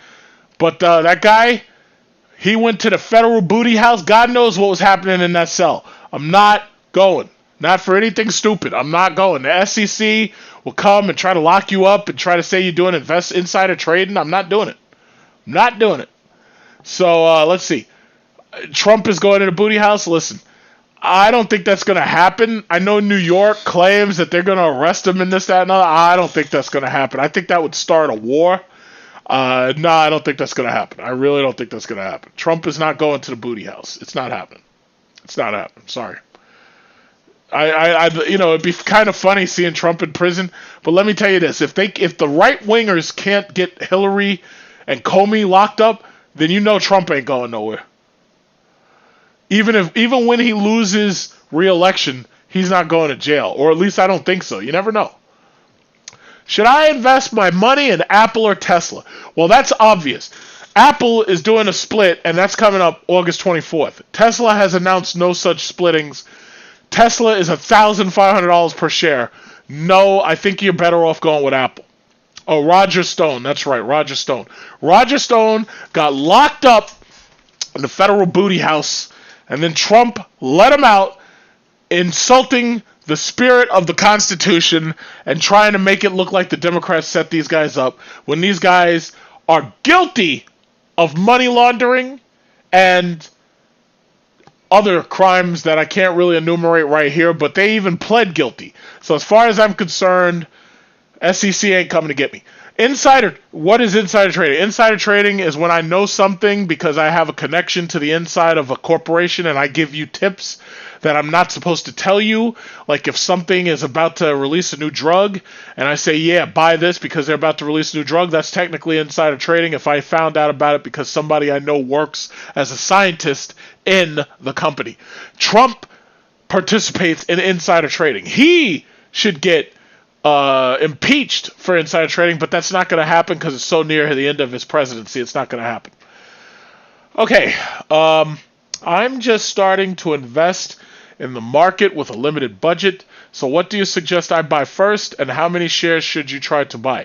I can't make comments like that, but what I would say is that because Apple is doing that stock split, if you can get into that, that's where you should be. What is your problem with Democrats? Democrats are weak. If I was the Democrat head right now, Trump would be in serious trouble. The Democrats, especially Biden is an older gentleman. The poor man is old. He lost his son. He doesn't have the energy that I have. The Democrats need young people. That's the reason why the right-wingers hate Alexandria Ocasio-Cortez so much. Alexandria Ocasio-Cortez, Ilhan Omar, Tlaib, Maxine Waters, they are going to keep their seats forever. And the Republicans know it. They know that Alexandria Ocasio-Cortez is like the brand new Nydia Velasquez. She ain't going nowhere at all. So, that's the thing. So, basically, what should I say? Well, that's all it is. The Republicans are pissed off because they know that people like that, especially these women who are in government, they're going to keep their jobs forever. And that's the reason why they want to talk about term limits. See, the thing about it is they want term limits not to get rid of their Congress people. They want term limits to get rid of yours. Because they already know that they're going to keep on voting in Republicans. But they know that you're going to keep voting in Democrats. They want to get rid of your Congress people. That's what term limits is all about. Term limits is a way to get rid of people you don't like on the other side. That's what it's all about. Yes, Sleepy Joe has to do better. Trump go too much energy for him. Yeah, Trump has a lot of energy, but the problem is Trump's economy is bullshit, and he's been doing a horrible job running the country. How is it that when people talk about how great the economy is doing, the only thing they can point to is the Dow Jones? If your handful of companies is $5 trillion or more, but the whole rest of the economy ain't doing jack, how is that a great booming economy? It's not. It's a lie. It's smoke and mirrors. It's absolutely smoke and mirrors. It's a lie. It's absolutely a lie. So my thing is, it's a lie. That's what it is. The Axios interview showed you that Trump doesn't know what the fuck he's talking about, and he doesn't know what he's doing. He couldn't even control this little British guy, and the British guy is asking straightforward questions, and it was funny because none of them were gotcha questions. But Trump doesn't know what he's talking about. The only time he can dominate is when he has full control over the room. That's the reason why you don't see Dr. Fauci anymore. You don't see the woman, you don't see her name. What is it, Dr. Blix or Bricks? What's her name? Dr. Blair or something like that? Bricks? You don't see her anymore. You don't see Fauci. You know what you see? You see Kayleigh McEnany, and she comes out, she answers 10 questions, and then she just disappears into the night. These people are playing you. They're playing you. And it's a damn shame. It's a damn shame. It's an absolute damn shame. Trump is a New York hustler. You got that right. Trump is a New York hustler. What do you think about the Axios interview? Is crap. It shows you he doesn't know what he's talking about. Trump is a 3-card Monte dealer. That's what he is. I see these people every day. New York hustlers, I see them every day. I know what they look like. I know who they are. I'm from New York, so obviously I know. Republicans have broken politics. They are becoming too far to the right. Yeah, well, the Republicans right now are trying to pass trillion-dollar welfare checks. So that, as far as I'm concerned, they're nothing more than big government conservatives. That's what I call them. You know, that's what I call them. Those guys are terrible. But the Democrats aren't that much better. See, the thing about it is, it's like, you got to remember, the right wing and the left wing are both wings on the same bird. The right wing and the left wing are both wings on the same bird. So the bottom line is, you really have bank robbers. The Republicans and the Democrats take turns robbing the bank and driving the getaway car. Keep in mind, they are both wings on the same bird. The trick is to convince you that the other side is worse than this side. That's the trick. That's the reason why I'd rather be a damn independent. Because the Democrats have their own flaws, and the Republicans have their own flaws. The independents are left out in the middle because they know that both sides are full of shit. So let's see. What is your opinion on Kayleigh McEnany? Kayleigh. Okay, I'll answer your question in a second. Thank you, Fetters. And he says, should he get the 2021 Cadillac what? You didn't give me a name. Or a current S-Class. I think the current S-Class is probably the greatest luxury car ever made. And that, I've been in the Rolls-Royce Ghost. I've been in the Rolls-Royce Phantom. I've been in the Bentley Continental. I think the S-Class is actually better than they are. The S-Class is not as gaudy. The problem is S-Class repairs and maintenance are high. Cadillac repairs and maintenance are expensive, but they are nowhere near as expensive as a Mercedes S-Class. And I know because we've rented them. Or I shouldn't say rented, we've leased them. I know that those things are expensive. Let's see. Yes, that's a perfect example. Yeah, well, no, but see, my problem is the Republicans and the Democrats are both wings on the same bird. Once you understand that, everything else makes sense. And as for Kayleigh McEnany, like, her last name I think is absolutely ridiculous. But hey, listen, that's her last name, so I'm not going to make fun of it. She could be on either side. Kayleigh McEnany, if I paid her to be a Democrat, she'd be a Democrat. It's just like I feel about Sarah Palin. If Sarah Palin was running with Barack Obama, Sarah Palin would have been vice president under Barack Obama. If Sarah Palin was the White House spokesman, she could be on either side. It doesn't even matter. She could be on either side. These people don't give a fuck. They're there to get their paycheck. I have no problem with that because I believe in capitalism. But you got to understand, these people, they're not there for you. They're not there for you. None of them are. They're there to bring home money for their own constituents. Not you. They're not there for you. Alexandria Ocasio-Cortez represents her constituents. She is not there for you. Kayleigh McEnany represents Trump's agenda. She is not there for me. Who else? Ilhan Omar. You know why a Muslim woman got elected in Minneapolis? It's because they wanted her because they have a large Somali immigrant refugee population. Also, that cop Mohammed Noor who shot Justine Damone, he is under that same token. That group of Somali refugees became American citizens and they voted for her to represent them. She's not there for you. She doesn't give a shit what you think or say. If you live there as her constituent, that is when she represents you. Period. Let's see. I see her as a very intelligent sheep. Well, first of all, when you have a government that's lying to your face, everybody's a sheep. And if you have a news media that's lying to your face, everybody can be a sheep. I don't believe in sheeple. I know I'm not one. I know I'm not a sheep. I know I'm not. I take the opposite attitude to just about everything everybody thinks in the first place. I know I'm not a sheep. But a lot of sheep are out there. And there's a lot of sheep out there. Let me tell you. There's a lot of sheep out there.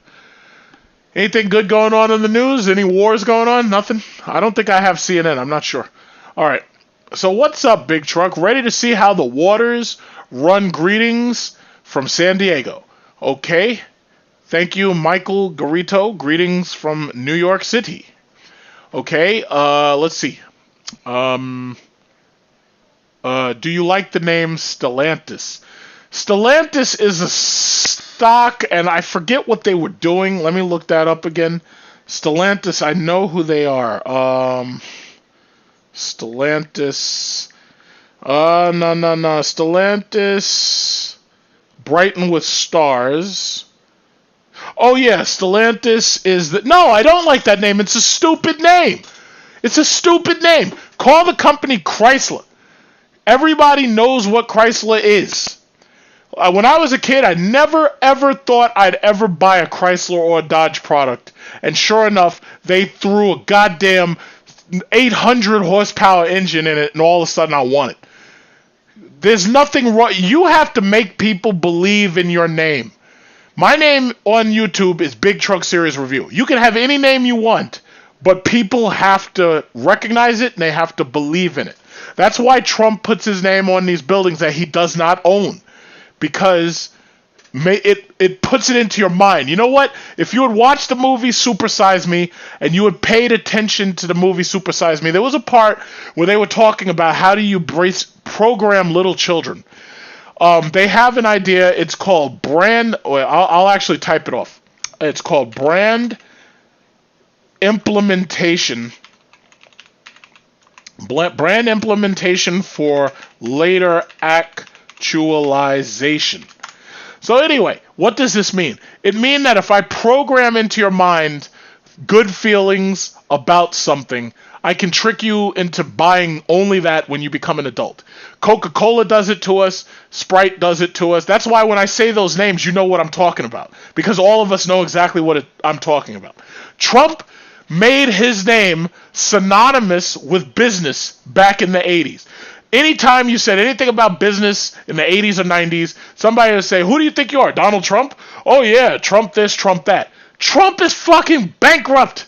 All of his businesses went bankrupt. But you didn't know that until 2016. It took us all that time of digging through his financial records to realize that this guy was losing billions of dollars. So, yeah, you can trick people into thinking that you're a big shit, but the ultimate problem that you're going to have is eventually they start doing research. Let's see, I never see myself in American cars because everyone shits on them. Me neither. Like, I always thought that it was German cars I wanted because they made it sound like German cars were so good and better and everything, and then I realized, no, they're not, and they're maintenance black holes. So, no. Nope, not me. David says, I should do live streams more often. I'm trying to learn how to use software. I don't know how to use it. I'm trying to learn how to use this stuff. I need somebody to personally tutor me, probably one of my cousins, in how to use the software. And once I learn how to use the software a little bit better, then I'll be able to do this more often. But right now, it's easiest for me to stream on my iPhone because then I don't have to go through any of the side issues about what's running in the background, all that stuff. So the problem is, for me, I'm learning how to do this, and I should be doing more research. Like, I know on YouTube there's lots of videos, because right now I'm running OBS, and to tell you God's honest truth, I don't even know if I really need to run OBS. I don't even know.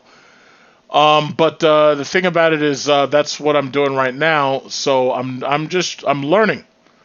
I am learning. So I've been live for an hour and 26 minutes. Now I've done live streams before. My problem is all of the side stuff. Like, I'm trying to figure out how to make it more exciting with like the chats that are big and everything, so you can see the chats, and I don't know how to do it. But other than that, the stream status is excellent, so that's good. Or it's good. The stream status says it's good. I think that's good on a scale of bad, good, excellent. I'm not really sure. I have to learn how to do this stuff. It's not easy. Let's see. And I also want to make it so people can call in. That's my problem. I want to make it so people could call in. And I want to do it where you can have chats with multiple people. I think you have to use Zoom or something, but I don't know how to do it. In fact, if I could do it, like if people invited me and there was a way that I could live stream it while I'm in a Zoom, I would do that, but I don't know how to do it. High-speed rail is going to be built in Vegas. Okay, good luck with that. Scotty Kilmer is an old psycho. That guy's crazy. Like, that guy is like the Crypt Keeper, and we've made that man rich. He's a big YouTuber. He's rich. And as far as he's concerned, you have to drive a Honda Accord.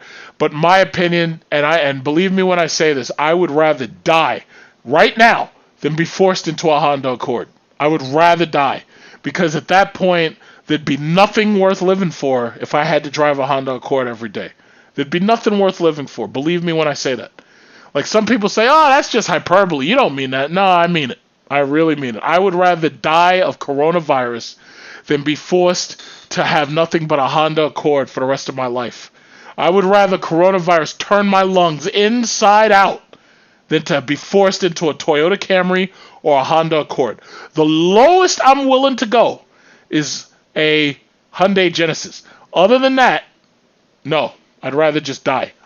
Okay, Contavious. But all you need is gas. No, see, and then he's got that crazy hand movement because I think he has a degenerative neural disease. Oh, all you need is gas and oil. This is Scotty Kilmer. Like, you don't want to go out there and buy one of those Dodge Hellcats. Dodge Hellcats are crazy with all that maintenance and all those fees. No, wait. You know what? No. This is Scotty Kilmer because Scotty Kilmer has those dark glasses on. This is Scotty Kilmer because he always wears dark glasses. You don't want to go out there and buy one of those Dodge Hellcats or one of those Jeep Grand Cherokees, because Jeep Grand Cherokees, those things have terrible, ridiculous mileage and ridiculous maintenance costs. If you damage your rotors on a Hellcat, you're going to end up having to spend over $1,000. In fact, you're going to have to spend maybe $2,000. or maybe even $3,000. Those things are terrible. So you shouldn't buy no damn Hellcat. What you should do is you should go out and get yourself a Honda Accord or a Toyota Camry, because Toyota Camrys are a lot better on your wallet. And this Honda Accord is a lot better for the mileage and on your wallet. Hyundai makes a great car, but it's nowhere near as good as Honda, because Honda has a CVT that'll go for over 100,000 miles. But that hasn't been tested, so even though J.D. Power and Associates says that Dodge is really high in reliability, you can't trust that. The simple fact is, if you buy yourself a Honda Accord, all you need is gas and oil. Gas and oil. That's all you need is gas and oil. My God, that guy. And y'all went and made that guy rich. I don't even watch his shit. Like, I disconnected my subscriber thing. I don't subscribe to that guy. That guy is a lunatic. And a Honda Accord, I'd rather blow my head off than have to drive a Honda Accord. Ever. It's like, you gotta be kidding me. Those things are garbage. Those things are the worst Takano boxes. The reason why those cars don't break down is very simple. It's because there ain't shit in them. They don't have heated and cooled seats as standard. They don't have heated rear seats as standard. They don't have a fast, powerful engine. There's nothing in them. A 4-cylinder? Are you kidding me? That's all you got? My little niece's electric car that he got for Christmas, or she got for Christmas because it's two of them, is better than a Honda Accord. I'd rather drive her. Hell no. No, forget it. Nope. So, let's see. Big Truck, what's good? Oh, well, I'm doing great, Ivan. Yo, Big Truck. Scotty Kilmer, I don't want your boring V6. In fact, no, but you gotta remember, with Scotty Kilmer, it's not about V6s, it's about a goddamn 4-cylinder. I don't want that. And let me tell you something. When these Japanese companies, I think it's Mazda, somebody has a brand new 3-cylinder. 3 cylinders, not even 4. Somebody's got a brand new 3-cylinder car. And I'm not talking about Koenigsegg. I'm talking about, they got a new 3-cylinder, what is this, 2020, what is this, 2020 3-cylinder. They got 3-cylinder cars coming, man. They got a 1.5 liter Ford Escape. Are you kidding me? It's bad enough that you don't have 4 cylinders. You gotta have 3? What, are you kidding me? That's crazy. I don't want no damn 4 cylinders. That's stupid. 4 cylinders, 3 cylinders? Hell no. I'd rather, listen, if you're gonna go through all that just to save a dime on some gas, buy yourself a Tesla. Buy a Tesla Model 3. I mean, that's just dumb. I don't want no damn 3-cylinder. What, are you kidding me? I'd rather die. I don't want that. Why do they keep forcing stuff on us that we don't want? They keep on forcing all this garbage on us. What is it with these people? I don't want that stuff. It's like they can't let a player play no more. Absolutely ridiculous. Absolutely ridiculous. I don't want that the trash. I don't want that. Yeah, Scotty Kilmer is the Dave Ramsey of cars. That's what he is. That's exactly what that guy is. I don't want nothing that guy's talking about. Hell, Morocco has their own high-speed rail. Everybody's got high-speed rail, but you got to understand something. High-speed rail is actually not what people want. What people want is like what China built. They want a maglev train. They want a magnetic levitation train. That costs so much money that you're talking about like $1 billion to build that kind of car, a train that's a maglev train.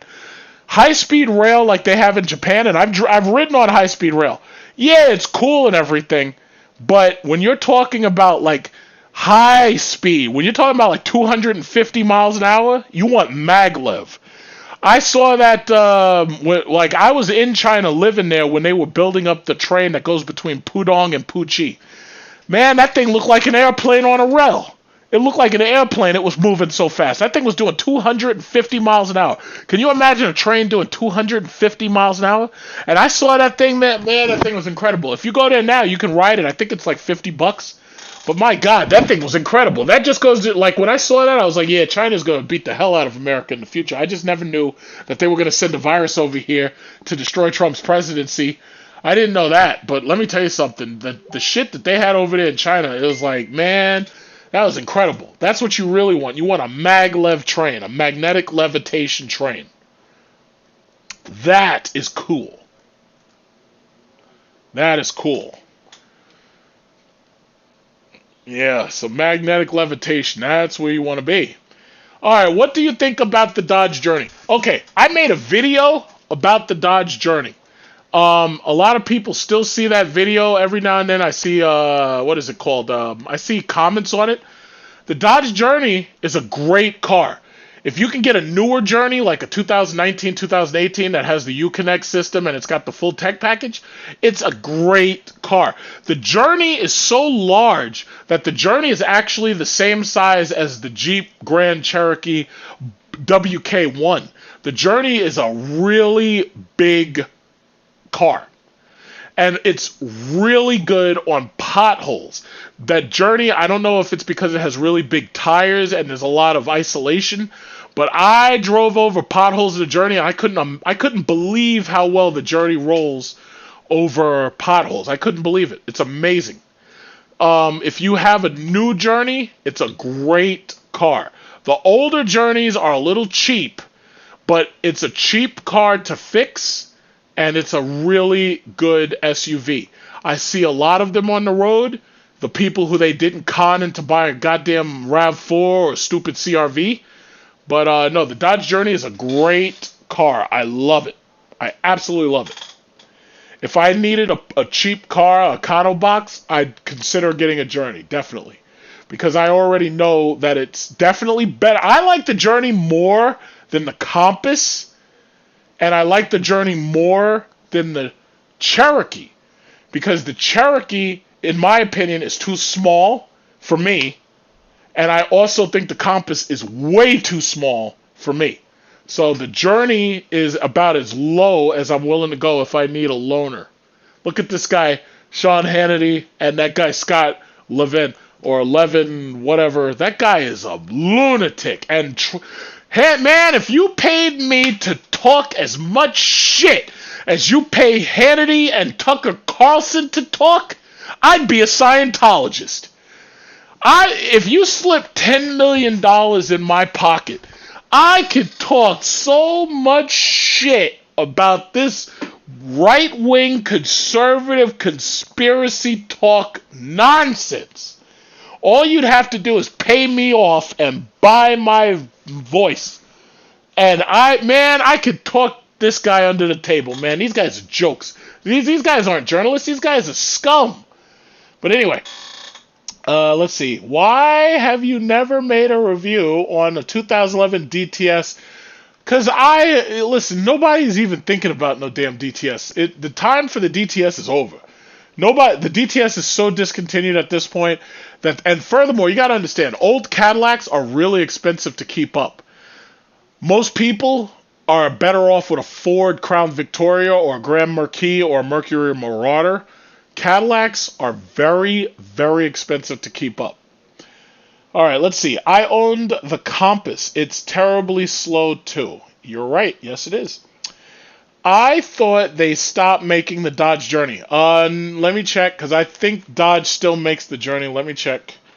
No, I think the Dodge Journey is still being made. The reason, you know what? The professional reviewers had a lot of bad things to say about the Dodge Journey. As far as I know, the Journey still gets made. Yes, it does. The Journey is $23,245.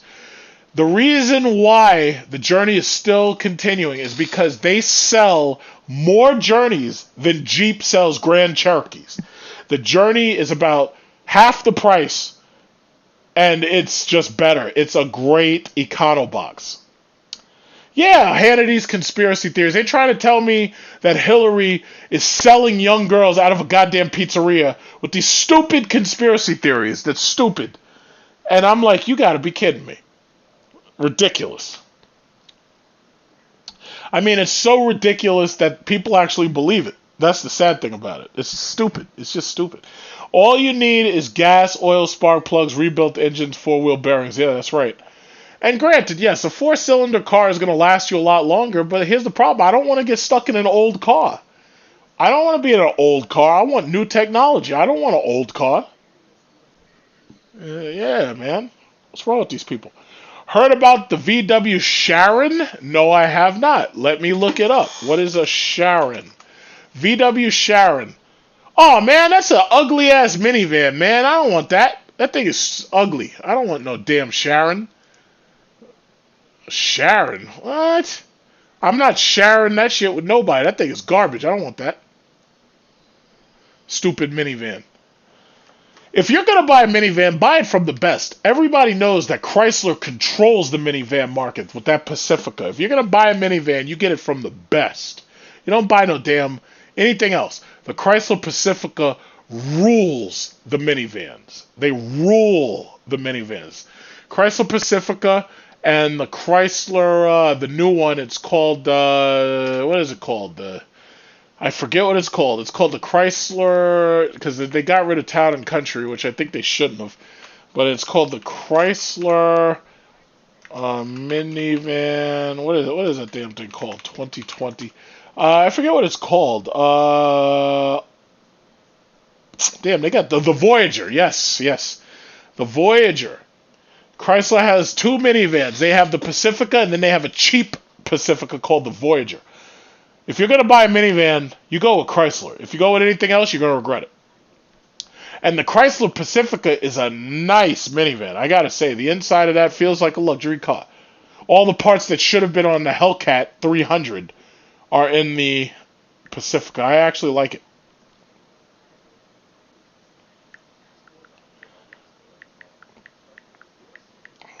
Man, I should be doing a live stream just of trolling people on Facebook. Let's see. Who else is on here? We got 57 concurrent viewers. I don't know how many people in total are on here, but it says 57 concurrent, so I guess that means how many people? Yeah, 57. Okay. Do I like the Pacifica more or the Dodge Journey? I don't like minivans in general, but if I was working for a Korean dry cleaner or I had to do large deliveries for Amazon, yeah, I'd probably have myself a Pacifica. However, I do like the Journey more because the Journey feels like a little man van. The Dodge cars just feel slightly manlier than the Chrysler cars because they got curvier and they look more elegant. Man cars don't usually look elegant. Man cars look rough and they look tough and hard and stuff. I would rather have a Journey or use Durango. Sorry. Okay, ready for Apple stock? Yes, I am. I am ready for Apple stock to split. What do I do with my Honda Accord after I pay it off? Well, after you pay off the Honda Accord, the first thing you should do is go to a dominatrix and tell her to beat the shit out of you for wasting so much of your life driving that boring, dull-ass Honda Accord for the last 7 or 8 years or whatever ninja loan it was that you purchased that thing on. I would go to a dominatrix and tell her to beat me bloody. That's what I would do. After I finish paying it off. That's what I would do. Because here's the thing. When I'm in the hospital on my deathbed or I'm retiring, I'm going to be bragging about all of the fast cars that I had in my life and all of the times that I got speeding tickets for 100 plus and all of the times I was on the road doing 130 and 40 and 50 miles an hour. What I wouldn't be able to brag about is all the money I saved driving around in a 4-cylinder or even a V6 Honda Accord or Toyota Camry. So the answer is you should punish yourself. I'm glad you paid off your car because that's less debt to the bank of Toyota or Honda or whatever. But I think you wasted a large portion of your life driving a boring car. Now, if you like it, good for you. But I'm sorry. Boring. So boring. But good, congratulations. I'm glad you paid it off. But I would have somebody beat me bloody for driving around that boring ass car.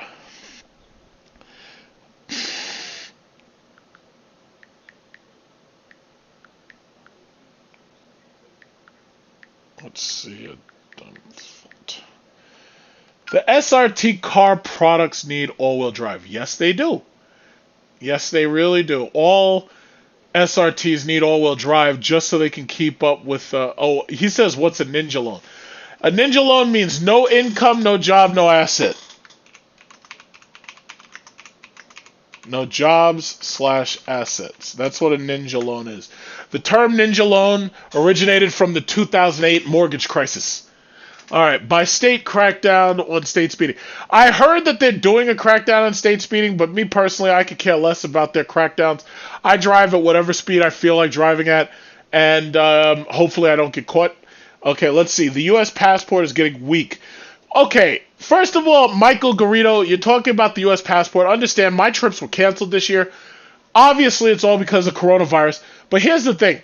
We, as Americans, can basically go into any country we want to go into. Our problem is, if Trump is going to make problems with our allies, it reduces the number of countries that we can go to, because now we're at hostilities with everybody. And that's where I don't want to be. You have to understand, globalism on some scale it's going to happen. It's inevitable. Globalism is what allows us... You see that television up there? I was able to buy that television for like less than $200 because of globalism and China manufacturing costs. And globalism is what allows us to live a quality of life that our own productivity does not justify. If we are Americans and we're producing everything, prices are going to skyrocket. Trump has to be the only idiot in the history of America that would start a trade war with a country that outnumbers us more than 4-1 and has nothing but slave labor to offer. And now I shouldn't say slave labor. Let's say cheap labor. Apple is pulling out of China and going to India. That's going to take a while. But you can bet that we are spending our money and we're going to increase the living standards in India. We have increased the living standards in China, and the same thing is going to happen in India. What we're not doing is creating this stuff in America, because then the cost of an iPhone would probably go up higher, and Apple would not be able to get the ridiculous amounts of profits that they get. So the bottom line is, globalism is necessary so that we can improve the quality of life of people in other countries, and so we can have things that we cannot justify owning with our own productivity. That's the bottom line. I know a lot of people are anti-globalist, but the bottom line is globalism is necessary. It's just necessary. Hey man, could you post this on the channel? I just got in and I know I missed a lot. As far as I know, YouTube is going to record all of the stuff that's going on, and it's going to upload it itself. Now, I've already been sitting here an hour and 46 minutes, which I find is amazing. So I'm going to be getting ready to end this live stream sooner or later, because I've been literally sitting here for an hour and 46 minutes. It's amazing. When I start talking, I can keep going. As you can see, I have more energy than Trump. Like, I know Biden can't go as long as I can. So if Biden pays me $10 million, I'll go to the debates and I'll destroy Trump for him. But as you can see, I can go indefinitely. But that's what it is. What does it say? Don't use that voice. Well, I'm sorry. That's just the voice that I picked at that time. Big Truck, what were your thoughts on your 300 SRT? My 300 SRT was awesome. The highest speed I got in that car was 165 miles per hour on the I-80 going to Pennsylvania. I had heated cup holders, heated and cooled seats, heated and cooled cup holders, which you almost never see unless you're in a loaded Mercedes. I had heated seats in the back. I had a panoramic roof. I had Uconnect 8.4. I had start-stop braking. It had everything. Everything. I loved that car. When I went to the Hellcat, that was a downgrade. I'm sorry, it was a downgrade. Yeah, you got a powerful engine. Problem was, the interior sucked. Just because you got red seatbelts doesn't mean the interior doesn't suck. Alright, let's see. Sleepy Joe needs help. Well, listen, you're saying Sleepy Joe Biden needs help. Guess what? The coronavirus is killing people. This economy ain't shit. More and more people are filing unemployment every single day. I think Sleepy Joe has all the help he needs.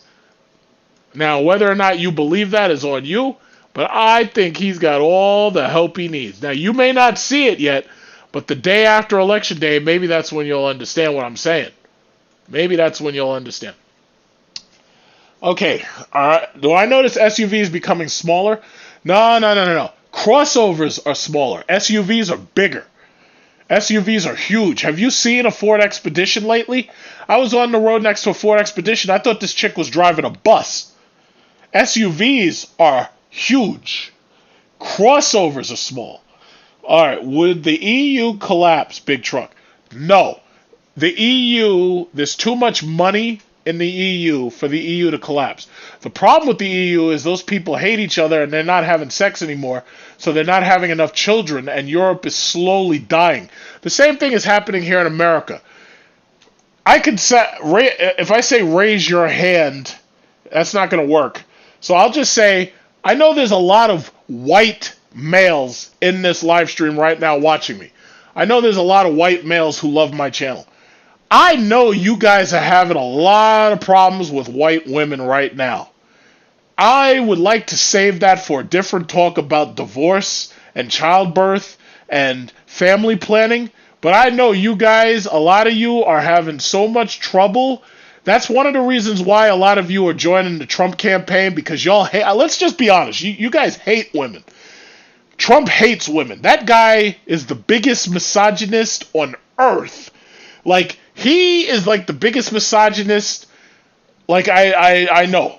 And the thing about it is, I know why you're so angry at these women. It's because you probably feel that you're not where you should be in life. You probably feel that you can't trust them because you think about divorce and child support.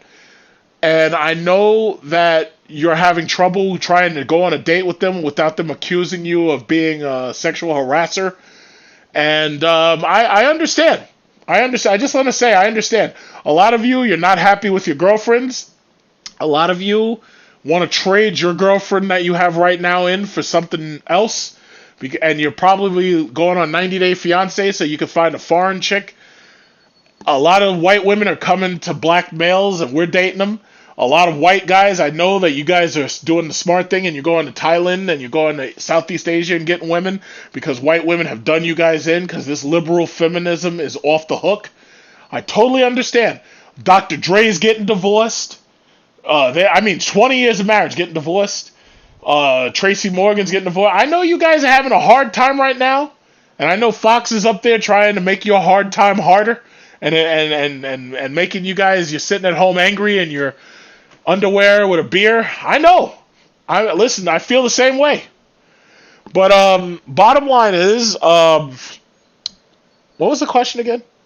Let's see, because I know, I feel bad for you guys. You guys are sitting at home playing video games because, you know, your girlfriends, you can't trust them, and you don't want to get married and everything. I know what it is. I know. And Trump, look what Trump had to do. Trump could never marry an American woman. He had to go all the way over to Slovenia, and he had to buy Melania. Let's keep it real. Melania was passed around like a bucket of chicken. There goes the Trump finger right there. Melania was passed around like a bucket of chicken. This guy goes all the way over there to get Melania Trump.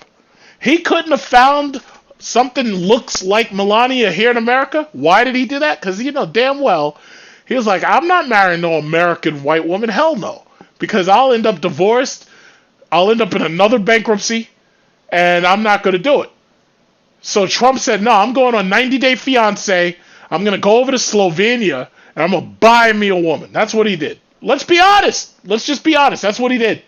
Melania Trump was passed around like a bucket of chicken. I got more nude photos of her than I have of photos of Trump with his son, Barron Trump. I should not have nude photos of the First Lady of the United States of America. You people have allowed the worst trash in history of white trash to get into the White House. This is ridiculous. I should not have nude photos. Real nudes, not photoshops. I am not supposed to have nude photos of the First Lady on my computer. But guess what? They're in the public domain. Why are nude photos of the First Lady of the United States of America in the public domain? And you mean to tell me that you would vote for this over Biden? I can say a lot of things about Biden. I could call him demented. I could say he's losing his mind. I could say this, that, and the other. But one thing I cannot say is that Biden doesn't have class. I cannot say that. I can never point to an issue of Biden showing classlessness. I can't do it because it doesn't exist. I cannot look at Biden's wife and say, guess what? I got nude photos of Biden's wife. I can't do that. But you guys who are Trump supporters are willing to vote for trash over class. I can't fight with you. That's why I can't fight with you. You guys, and you're busy talking about Hillary Clinton and pizzerias. This guy right here, it says, I got some of Hillary too and Biden's wife. Dominique, what are you talking about? What are you talking about? He says he has nude photos of Hillary. You're lying. There are no nude photos of Hillary. I have not seen any, and if I haven't seen them, they don't exist. All right. Do you think the Journey can compete with the Honda Pilot? Honda will outsell the Journey 10-1 simply because Hondas are sold all over the planet. So, no. Do you... Oh, wait. And they were mad because Michelle Obama... No. See, you're saying Chi-Town. You're saying that they're mad at Michelle Obama. They're not mad at Michelle Obama. These are racists that are angry that a black woman was in the White House dressed however she was dressed. Michelle Obama could have had an inexpensive dress made 100% out of reclaimed, recycled materials, and they still would be attacking Michelle Obama. Michelle Obama could have been wearing that exact same dress that Joy Villa had on that said "Make America Great Again," and they'd still be attacking Michelle Obama. These are racists. And they can't come at, the thing about it is you guys got to learn about Lee Atwater. Lee Atwater came up with what's called the Southern Strategy. Lee Atwater said, if you're going to say something racist, you have to put it into a code. You cannot come out and use the N-word. You have to say it in a way where everybody understands what you're saying. But what they can't do is they can't use the word N-word. They can't say that. Lee Atwater is on YouTube, and he tells you how the Southern Strategy works. You cannot come out and call Michelle Obama an N-word, but you can talk about her arms in a dress. Meanwhile, those same racists will never talk about the fact that the First Lady's nude photos with other women nude in pornographic material is available to download right now on my computer, on my Netflix, on my phone. If you're the first lady of the country, I am not supposed to see your coochie. That's the bottom line. I don't know how to break it down any better than that. I am not supposed to see your coochie. I am not supposed to see it. Not unless I am the president or one of your former lovers. I'm not supposed to see this. Racists are attacking Michelle Obama for showing her arms in a dress, but not attacking Melania Trump for having nude photos that our children can download. If your children go right on Google right now and they have to do a project for their class and they type, oh, who is the First Lady of the United States of America in 2020? Nude photos are going to show up and your kid is going to print them out for homework and put them in their report for social studies class. Do you understand what I am saying to you? Do you understand? If your children type up the First Lady of the United States of America, they are going to be bombarded with nude photos. Michelle Obama was attacked for showing her arms in a dress. No, she wasn't. Michelle Obama was attacked for being a black first lady. That's what Michelle Obama was attacked for. There are racist trolls that attacked Michelle Obama for being the first black female first lady. Meanwhile, if I type up Melania Trump coochie photos of coochie are coming up on your child's homework. How dare you have a double standard of coochie photos versus a sleeveless dress? How dare you? Racist. Let me tell you something. I am so angry at the racists for attacking Michelle Obama over that dress and letting Melania Trump slide for coochie photos that I would prefer if they just called Michelle Obama the N-word and didn't try to disguise it. I'm pretty sure I speak for most black people when I say I prefer my racists to let me know who they are. If you're gonna call me the N-word, at least just call it to me straight out front. Don't try to beat around the bush and say, yeah, I don't like you because you're a liberal. I don't want to hear that shit.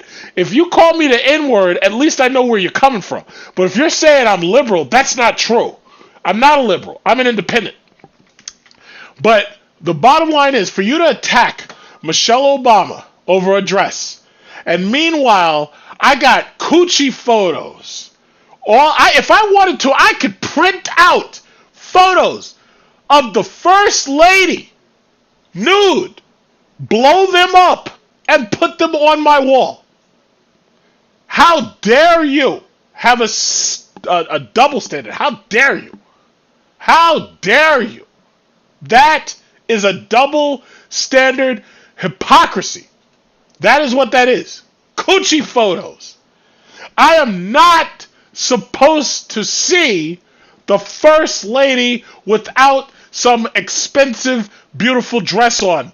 I am not supposed to see coochie photos. It's like the Queen of England. How would you feel about the Queen of England if I type up Queen Elizabeth VII or whatever and coochie photos come up?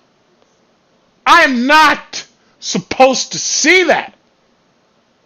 That is indecent. That is not good for our children to see the First Lady's coochie photos. Now, that's all I'm going to say about that. I'm not supposed to see that.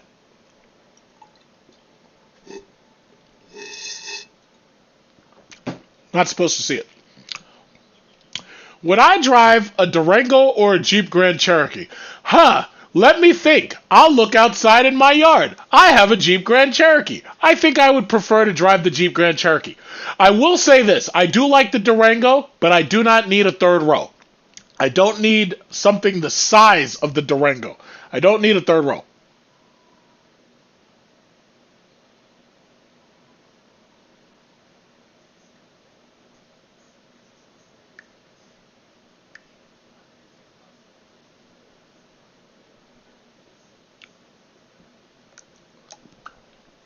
So if I ever had a lot of children right now, yeah, I'd have a Durango, but I don't need it. Durango seats like 7 people. I don't need it. All right, we heard you loud and clear. Now let's talk Mango Lassi. Unfortunately, the Mango Lassi store, the Indian restaurant, is nowhere near where I am right now. So I can't really go there right now.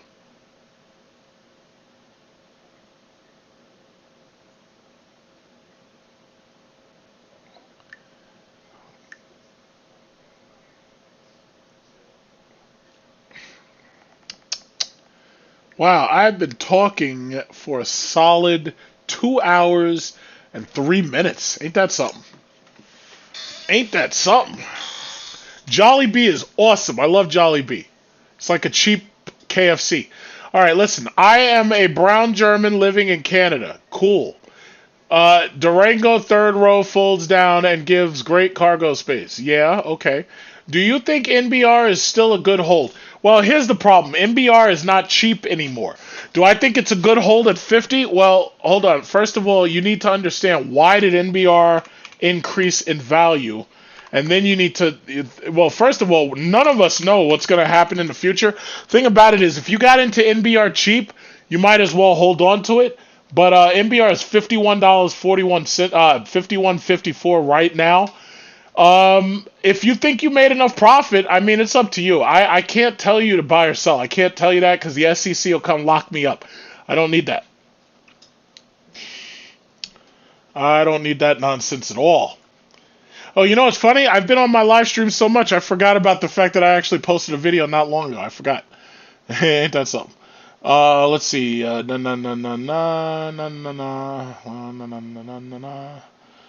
Oh, the Durango video I posted has 1,000 views. I think the YouTube algorithm is hurting me because I've been seeing way less views than I should be seeing. I really think the YouTube algorithm, I think, is hurting me a little. I know most people, in order to make the algorithm recognize that you're doing good, is to get a lot of likes. Now, I have 54 people viewing, and I have 43 likes in total. Now, one of the problems with me is I don't beg people to subscribe to me, which I really should do. So the problem is, there are lots and lots of YouTubers who have way less views than I do, and they have more subscribers than I do. In fact, I've seen some people with 600,000 subscribers, but they can't get past 15 million views. So what that tells me is that their subscribers like the content. They made all their views almost instantaneously, and then after a while they stopped producing content, so they set at 600,000 subs. So my problem is, I'm supposed to be asking people to subscribe, but a lot of times I just forget. So that's just how I feel. Yeah, so that's just that. Let's see. And by the way, it's like when I live stream, I want to be able to host call-ins, so this way more people can participate. I don't know what kind of equipment I'm supposed to have to make it so people can call in and we can do live calls. I want to be able to have lots of people call in. Like, I want to be able to do like call-ins and hang-ups and stuff where you do like podcasting and stuff. I have to ask my cousin how to do it because I honestly don't know how to do it.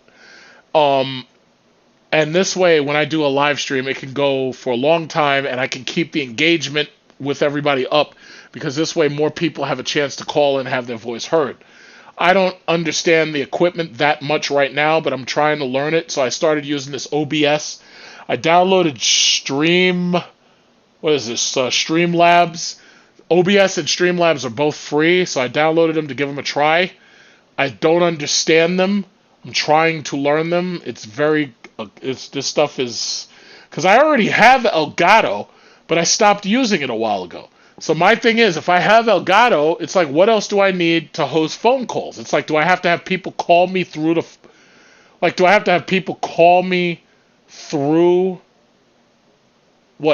Facebook? Like, I don't understand. So thus far, I understand that I can use my webcam, but the problem is the webcam is only pointed on me, and that's not how I want to run the channel. I want to have the audience engagement. I don't know how to do it. I got to figure that out. So you're saying you can do it a lot easier on Instagram. Okay, so you're telling me I can do it easy on Instagram. Oh, but Instagram, I don't know how to run Instagram through my streaming software. I understand how to do it on the phone, but I don't understand how to do it. I'm sorry, yeah, you're saying advertise your stuff. Again, the people who are my moderators, once we get the economy back open, I did promise you that I'm going to get you guys t-shirts. What I'm going to try to do is, because you guys are your founders, technically, I'm going to get you guys t-shirts. And what I'm going to try to do is I'm going to get your addresses somehow. I'm going to get your addresses securely. And when I do that, this way I'll be able to, the first run of t-shirts that I make, I'm just going to send to you for free. Like my biggest people who've given me super chats. In fact, Contavious Johnston, usually you gave me nice super chats, so I'm gonna make you a moderator. When my company for the shirts opens back up and I'm able to get one run of t-shirts, the first run of t-shirts that I get, I'm going to send those out. And I'm going to send those out. Yeah, so Contavious Johnson, I'm making you a moderator. So when I do live streams, you're one of my founders, I guess. I guess you could call a founder. But anyway, I'm going to have to get your personal information and your shirt size. So right now, the company that I want to work with, Custom Inc., they will be the people who I get it printed off of, and I'm going to have to get your emails and contact you somehow privately, because I got to get your measurements, and I've got to get your address. All right, so anyway, what up, Big Truck? Damn, I missed a 2-hour stream. Yeah, what were you doing? What were you, asleep? You missed a 2 hours. Wait, you must have been out chilling or something. I was in here live streaming, and you're out having fun or something. I don't know what you were doing. How do I feel about the Mercedes CLA? I like the CLA. I think the CLA is a really, really nice... David asks, how do you become a moderator? Well, typically I reserve moderation for the people who had given me large super chats, like in excess of $30, because it's the first thing that I can do to show appreciation. The second thing I can do is I can get them a t-shirt out of my own money. And Custom Ink is the people who I have designing my t-shirts. And right now, everything is just on hold. But eventually, I have to get people's information. So usually, the people who have given me like the large super chats, those are the people I've made my moderators so that they have more access and control over my content. Which, as we move towards the political season, I want to get more live streams done. Like, you see how there's a television back there? I want to be able to talk smack about Trump or Biden when something is happening live. And because the TV is way back there, I don't think YouTube can block it or censor it. I don't think that they have that power because I'm not showing full footage or something like that. So it says, do you have any interest in a Durango Hellcat? As a next car, I really don't know right now. The Durango Hellcat's going to be very difficult to buy, because it's going to be limited edition for one, and then the dealers are going to mark it up. Because you got to understand, the dealers mark this stuff up $10,000, $20,000, $30,000, and like I showed you a video of a Corvette C8 that's still sitting on that lot because they're trying to rip people off for like $30,000 over an $85,000 sticker. It's like you'd have to be stupid to spend $100,000 plus on a Corvette C8, especially when the faster ones are coming soon. You'd have to be stupid. But some people want it that bad, and they got the money. They don't care. So the Durango Hellcat, I'm not feeling it. I don't need 7 seats. I don't know if I would consider one, but who knows? I just don't know. Did you hear about the three-cylinder snail blazer? No, I didn't, and I think that's very sad. What do I think of Apple Watch? Is it worth $800? No. Apple Watch, I'm not paying any more than about $400 for an Apple Watch, and even that's high. I will say this. My Apple Watch right there, that's my Apple Watch.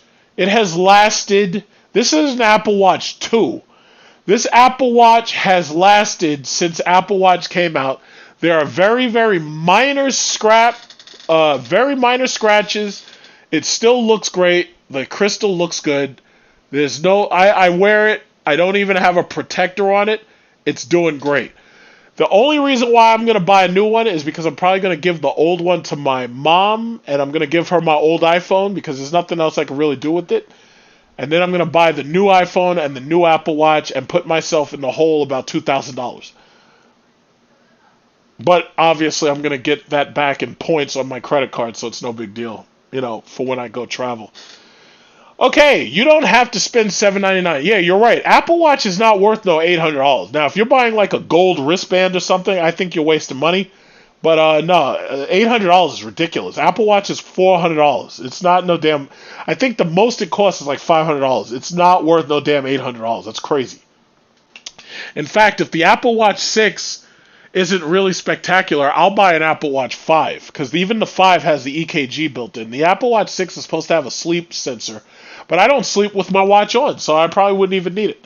All right, hey Big Truck, if you ever had to butt a pickup truck, which one would you buy and why? If I needed a pickup truck, I'd get the Ram 1500 fully loaded tech packages, or I would buy a Tesla Cybertruck despite the fact that thing looks ridiculous.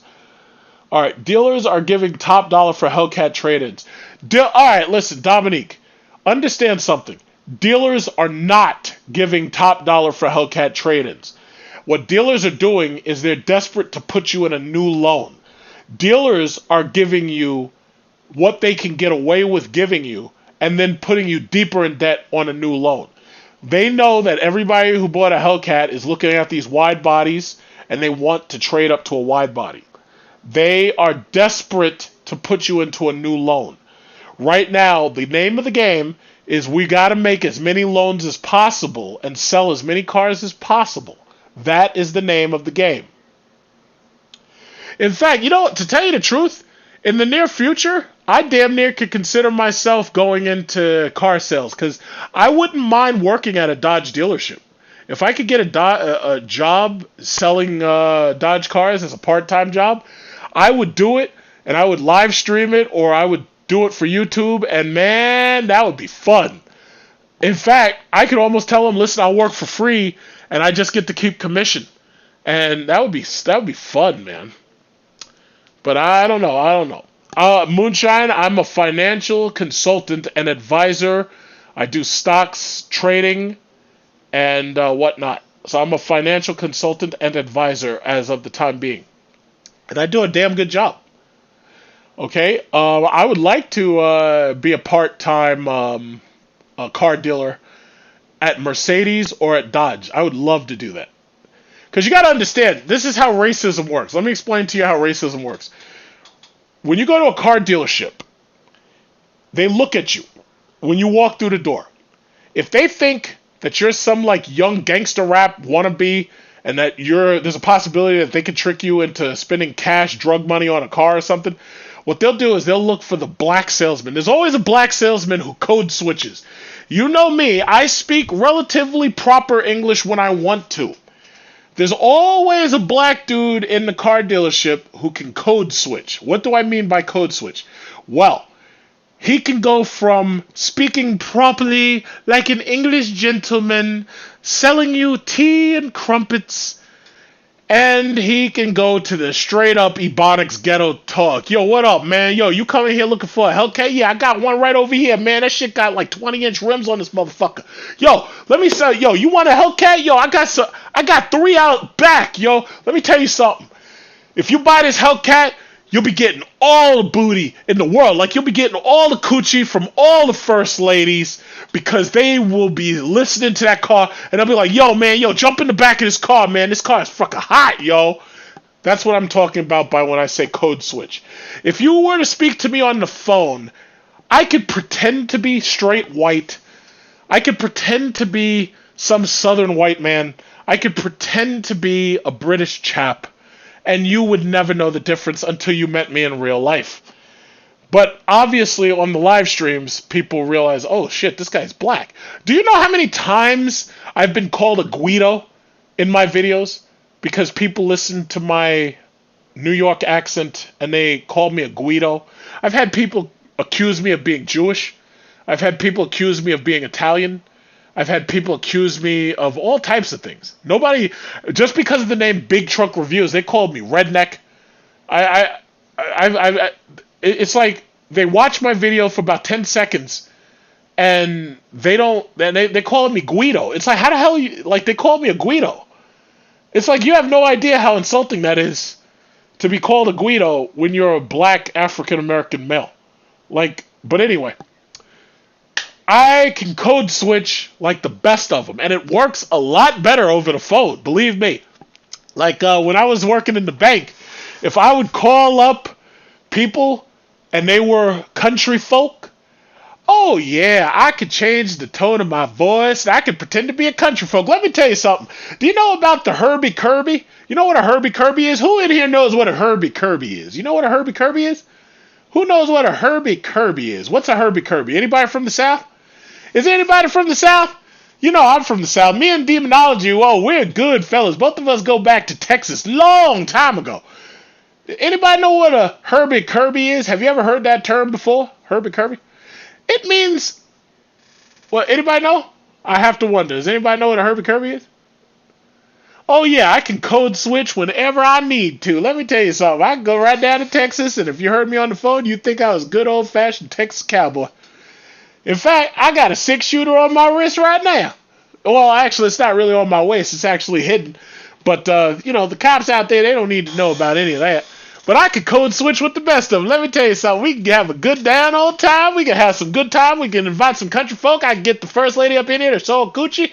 And we can have a good old damn time. Code switching, that's what it's called. So they always keep a black guy around who can code switch.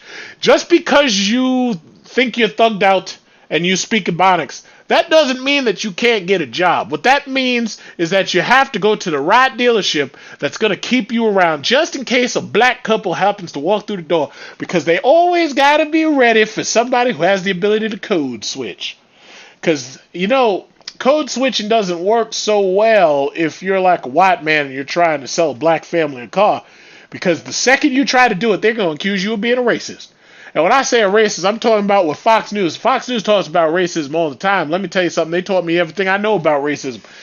Fox News said that you get accused of being a racist by racists. So if they accuse you of being a racist, that means that they are racist. So basically, reverse racism is something invented by white liberals,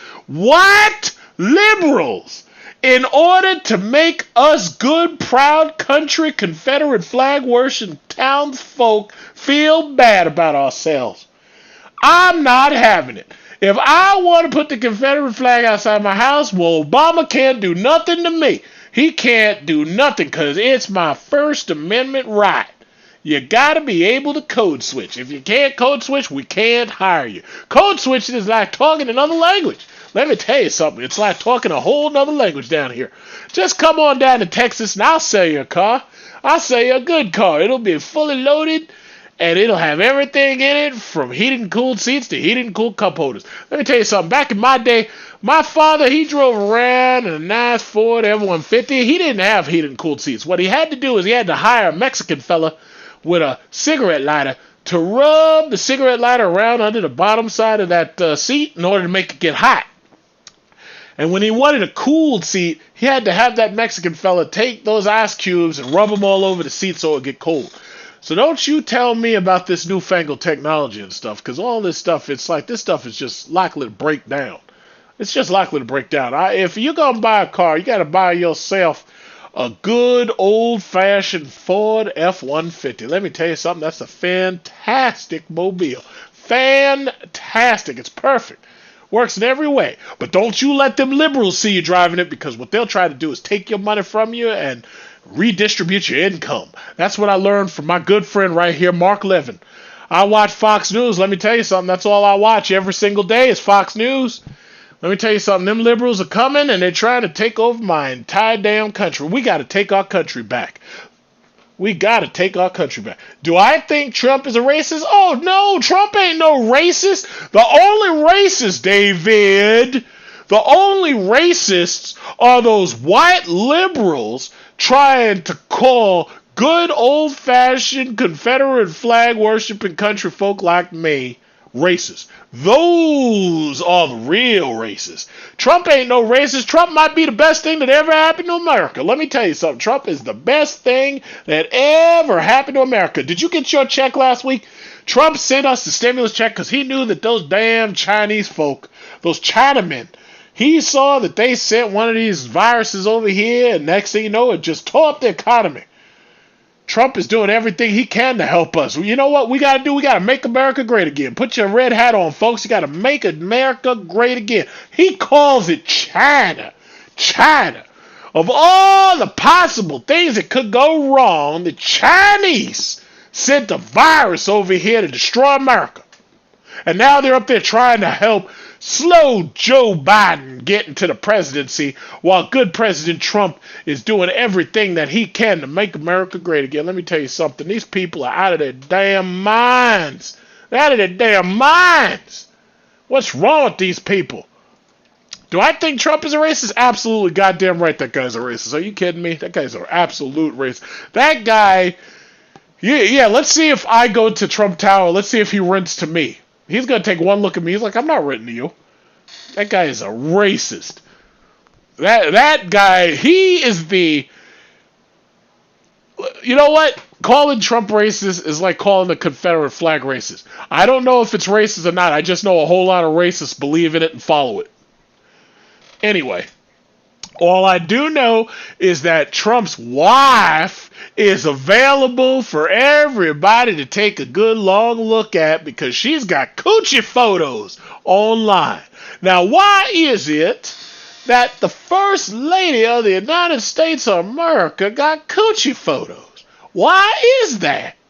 Look at this. Look at these fake Fox polls. Who do you trust more? Oh, what it says? Who do you trust better on the economy? Biden. Oh, shit. Even Fox is saying Biden's got a 44. Wow. That's scary. Oh, wow. I didn't expect that. I thought it was going to say Trump. All right. What's the Linl? What the hell are you talking about? Linl. What the hell is that? What is a Linl? Kung flu. Yeah, them damn Chinamen gave us the Kung flu virus.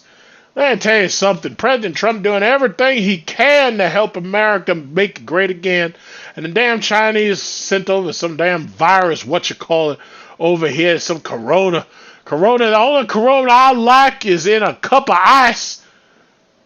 Sitting on that goddamn coronavirus here to ruin America. How dare you ruin America with some stupid virus? My God.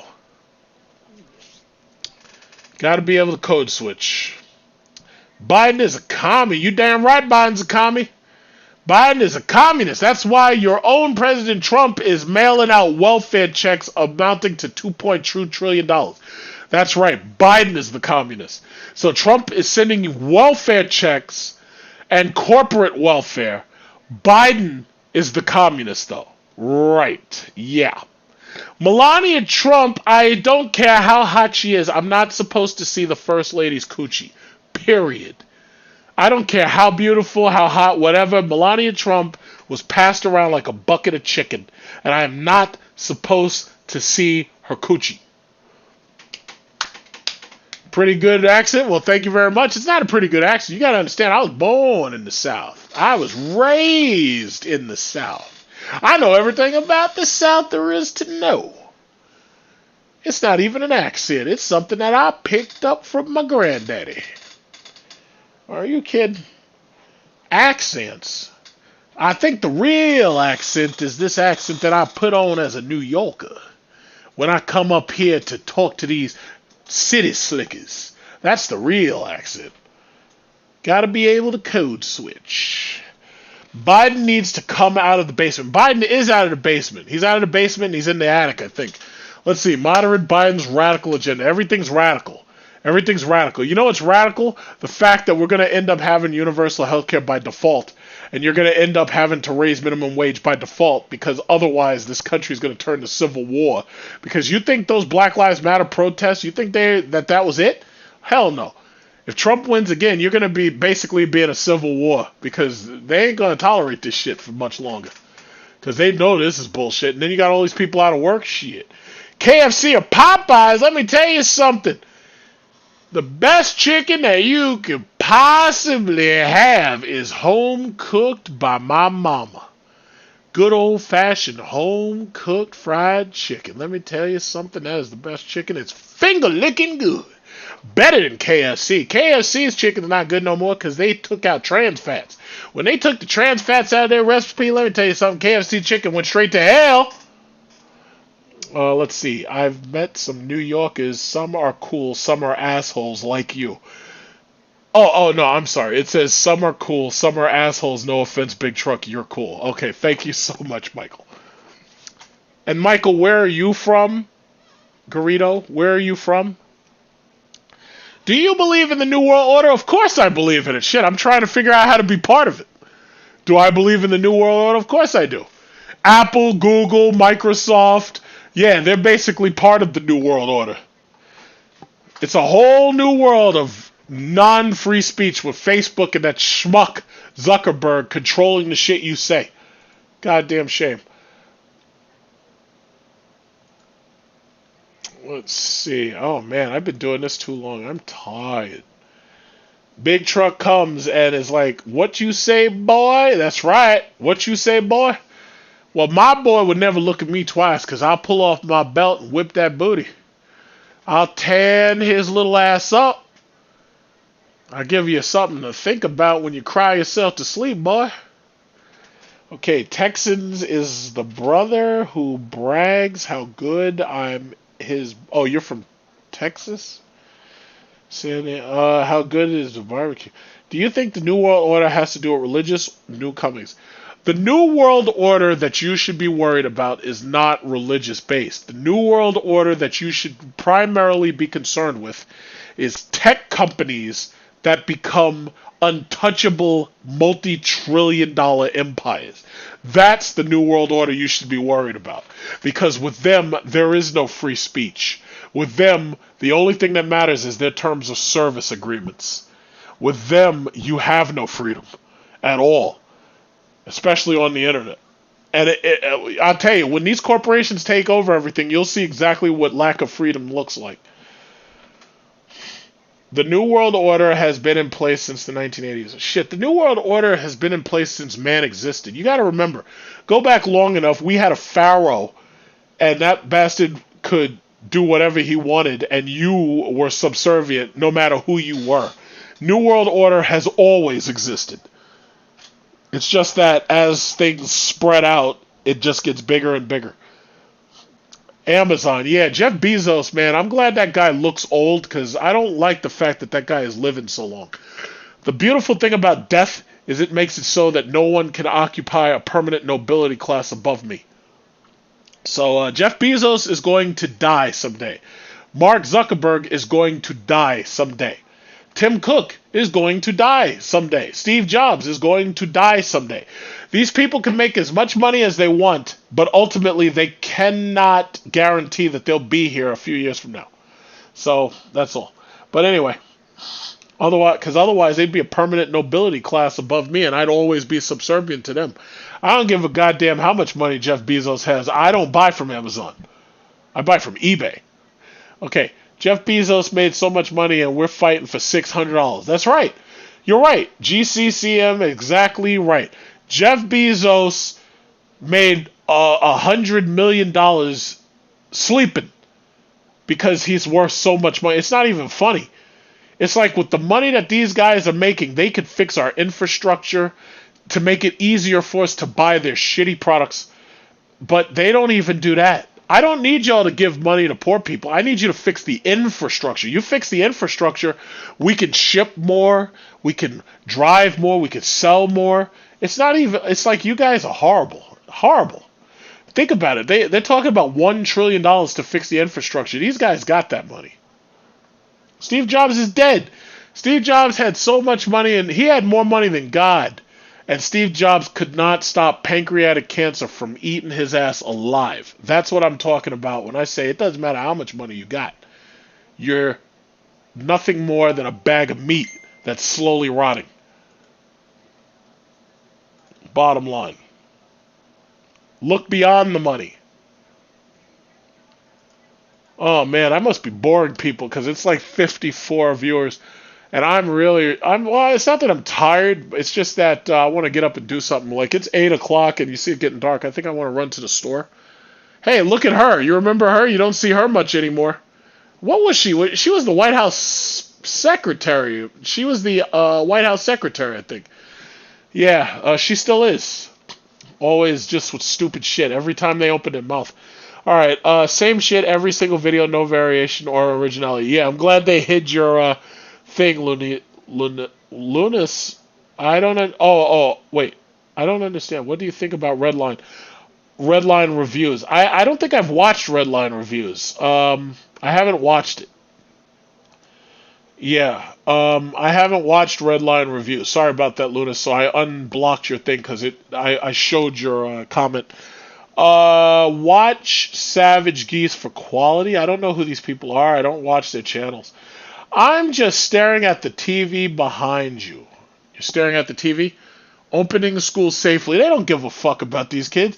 First of all, the problem is that most of us probably already are infected. But if we go to these schools and we spread it around even more, there's going to be just more deaths. You're going to have like 250,000 deaths before this year is out. And that's depressing. I mean, we've already lost more people than Pearl Harbor, 9/11, Vietnam, and the Gulf War put together. That's insane. You know, and by the end of this year, we're going to have lost 250,000 Americans to this bullshit. Let's see. Do you think FEMA will come and put people in concentration camps? The NWO coming, the Antichrist. No, I don't. FEMA is not doing anything right now. If they were going to do anything with the concentration camps, they should have been doing it now. No, they're not. FEMA is a joke. No scooch for Big Truck.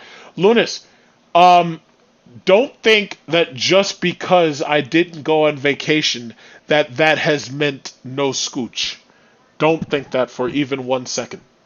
Okay. I'm 23, black male, wanting to be as smart as you are. How can I do that?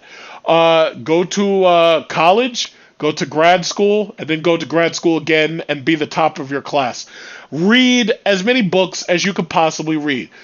Decide what you're interested in and read a lot about your interest. That's how you can be smart. It's just that simple. The information is out here. We have more access to information than ever before in the history of man.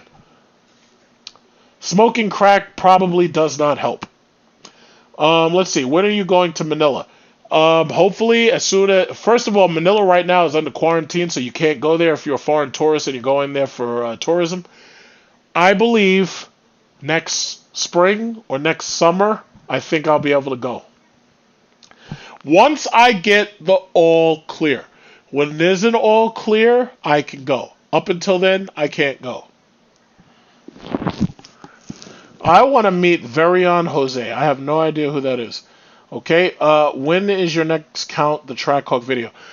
There are no more Trackhawks on these lots. They've pretty much been bought used or they've been bought depreciated. Trackhawks on the lots there's very few. I don't foresee any more situations where you see 2020 Trackhawks just sitting on the lot rotting. I don't foresee that. They're okay to sell because they lease and nothing else does. Anybody who bought a Trackhawk is probably buying it used at this point. But the 2020s are all leases. So, thank you for the love of your channel. I try to bring you... I want to bring more content. Right now has really been terrible for content because everything's closed. So I've tried to do what I could to bring more content, but believe me, it's not easy. So right now, it's like, I want to bring more content, but I'm in a situation where everything's closed and boring. So, over time, my content varies so much anyway that, over time, I already know there'll be more content eventually. Like, as you noticed, I tried to bring you Tesla videos all last month. So that's basically what I did all July was make Tesla videos. But, I have to say, it's like right now everything's boring. All right, do you think I'm a very intelligent 15-year-old? People call me white because they say I'm an intelligent geek who is very articulate. First of all, there's nothing intelligent about being white. There's nothing intelligent about sounding white. Just like there's nothing unintelligent about being black or sounding black. Intelligence has nothing to do with how you speak and sound. Intelligence has to do with how you solve problems. Now, if you want to say, do you speak well? Okay, that's something else. But bottom line is, an intelligent person typically has very specified knowledge, and they are usually good at problem solving. But that is not even itself a true measure of intelligence because there are certain problems that can't be solved by certain people who just don't understand the background of the problem. So it's not fair to talk about people's intelligence in terms of skin color. It's stupid. Anybody who tries to talk about intelligence and brings up skin color is automatically full of bullshit. There's no need listening to them. Fuck their peer reviews. Fuck their articles that they read. If anybody ever tries to bring up intelligence and then correlates it to skin color, they are full of bullshit. There used to be a study of pseudoscience called physiognomy that basically said because of somebody's head shape, that tells you how intelligent they are. That's the stupidest shit ever. Asians are not the smartest. They are not the smartest. Asian people typically have languages that teach them memorization. They follow orders. Asian people are very good at copying. They are very good at taking our tests and acing them because they memorize all the goddamn answers. I went to school in China. I understand why you get the impression that they're smart. Yes, they are very smart, intelligent people, but they're not smarter than white people or black people or Hispanic people. Never allow anybody to let you think that somebody is more intelligent or less intelligent based on skin color or ethnicity. That's stupid. It's bullshit. Japan innovates, the rest copy. That's not true. Japan copied the shit out of America in the 80s. What, are you kidding? If Japan, I'll say it like this. If Japan was so innovative and smart, they wouldn't have gotten nuked. Let's just say it like that. America did not come up with nuclear bombs by its own. America needed German scientists, escaped Nazis, in order to help them build rockets. Understand something. Nobody does anything on their own. Intelligence is not something that happens on your own. Even the problem had to be put together by somebody before it could be solved by somebody else. Physiognomy is bullshit. Mach-E ain't smoking the Tesla. I doubt it will. I think it's going to be another slow Mustang waiting to get into a car accident. But hey, I'm a Ford shareholder, so I can't talk bad about it. We'll wait and we'll see what happens. As you can see, the sun is setting behind me. It is 2 hours and 41 minutes. I want to close this live stream down. I want to go to the store. Let's see. Have you been to Japan? Yes, I have. Unfortunately, I don't have videotape for you from Japan because this was a long time ago. But yes, I have photos from Japan. Not many of me in them. I have a couple with me in it. Not a lot. When I went to Japan, I went there alone as a tourist. I stayed in China for a long time, so I have a lot more pictures of me in China. But no, I've been to Japan. I haven't been there in a long time. I think when I would have gone, the Fukushima reactor exploded, so that pretty much shut that down. So I definitely wasn't going then. But the answer is yes, I've been to Japan. I loved it. Very nice place, but to tell you the truth, I like South Korea more. South Korea I like a little bit more, but Japan is actually easier to get around because they're more English friendly. Did you to the Wonton car meet? I went to it. It was boring. There wasn't a lot of people there. I really missed Belmore. I have a video for the Wonton car meet. I'll probably release it tomorrow. The Wonton car meet was boring. It is boring. I'm sorry. It was just boring. All right. Andre Jones, how are you doing? What's up? One with you by a little truck. Okay. So guys, I hope everybody have fun being here. Thank you again for my subscribers. Hope to bring you more content in the future, more things exciting. I want to get into call-ins, discussions. I want to get into some of that. Do I think Genesis should have their own dealerships? No. I think they're better off selling it as a Hyundai. If you believe in your name, believe in your name. There's no reason that you should go upscale because upmarket won't work for Hyundai in America. I went to South Korea. They sell all of those cars out of the same damn place. Genesis dealerships, I do not think make sense. Yes, I am remodeling my house. I've already done a brand new oil tank. I did a brand new bathroom floor. I have to do a kitchen, a bathroom, and another bathroom. The only place I'd want to see in the East is Washington, D.C. New York City is better than Washington, D.C., but Washington, D.C. is historically more enjoyable, I suppose. I would say New York is better. But that's up to you. Some people want different things out of stuff. I don't know. That's up to you. But that's just it. Okay, studio mode. Oh, I gotta learn how to use this. They got a program button over here. They got a program button. I don't know how to use any of this. Quick transitions. I don't know how to use this. I gotta learn how to use this damn thing. This OBS software. I don't know how to use it. But anyway, thanks for joining me. It's now 2 hours 44 minutes, so I'm gonna get ready to shut this thing down. I'm really, really tired. I want to run out real quick. Do you think that Joe Biden will debate you? He would like to. I mean, I know that for a fact because we're dealing with everybody who would like not to. This guy is a fucking idiot. Trump, my God, how did they let this guy get away with this shit? God damn, that guy's. Oh my God.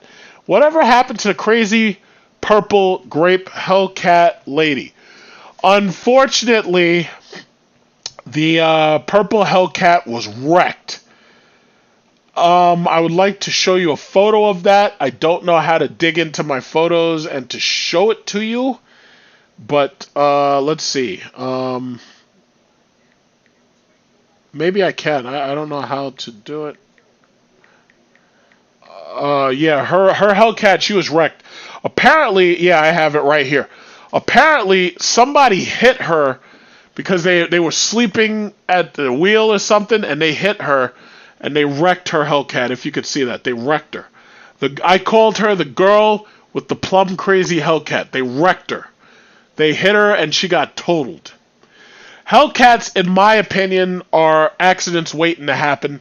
Whether it's you who gets into one or somebody else who hits you. Yeah, she got wrecked. She got totaled. I don't even know if she ever got a new car. When she got that plum crazy purple, I'm pretty sure that was... that was her pride and joy. That shit got wrecked. So I'm glad I was able to get videos when I was able to get the videos. But no, her car was totaled. She doesn't have it anymore. Hopefully she is okay. I've talked to her a couple of times. I'm Facebook friends with her. I just hope that she gets another car and hopes that she gets something that she enjoys. But yeah, her car got totaled. Car got totaled. So yeah, that's that. What are you going to do? So anyway, what's a better Hellcat, the regular or the wide body? I think the wide body is the best looking one at this point. I really do. So thanks a lot, guys, for joining me. I love you all, and hopefully I can bring you even more content later on. But right now I'm going to the store and getting out of here and getting up, because I've been sitting down for 2 hours and 40 minutes. Even my watch is telling me it's time to get up. So thanks a lot, guys, for joining me. I'm going to end the stream right now. I just got to figure out how to do it. I'm sure the button is around here somewhere. Where is the live stream button? I'm sure it's here somewhere. End stream, exit stream. The stream can be accessed again. Wait a minute.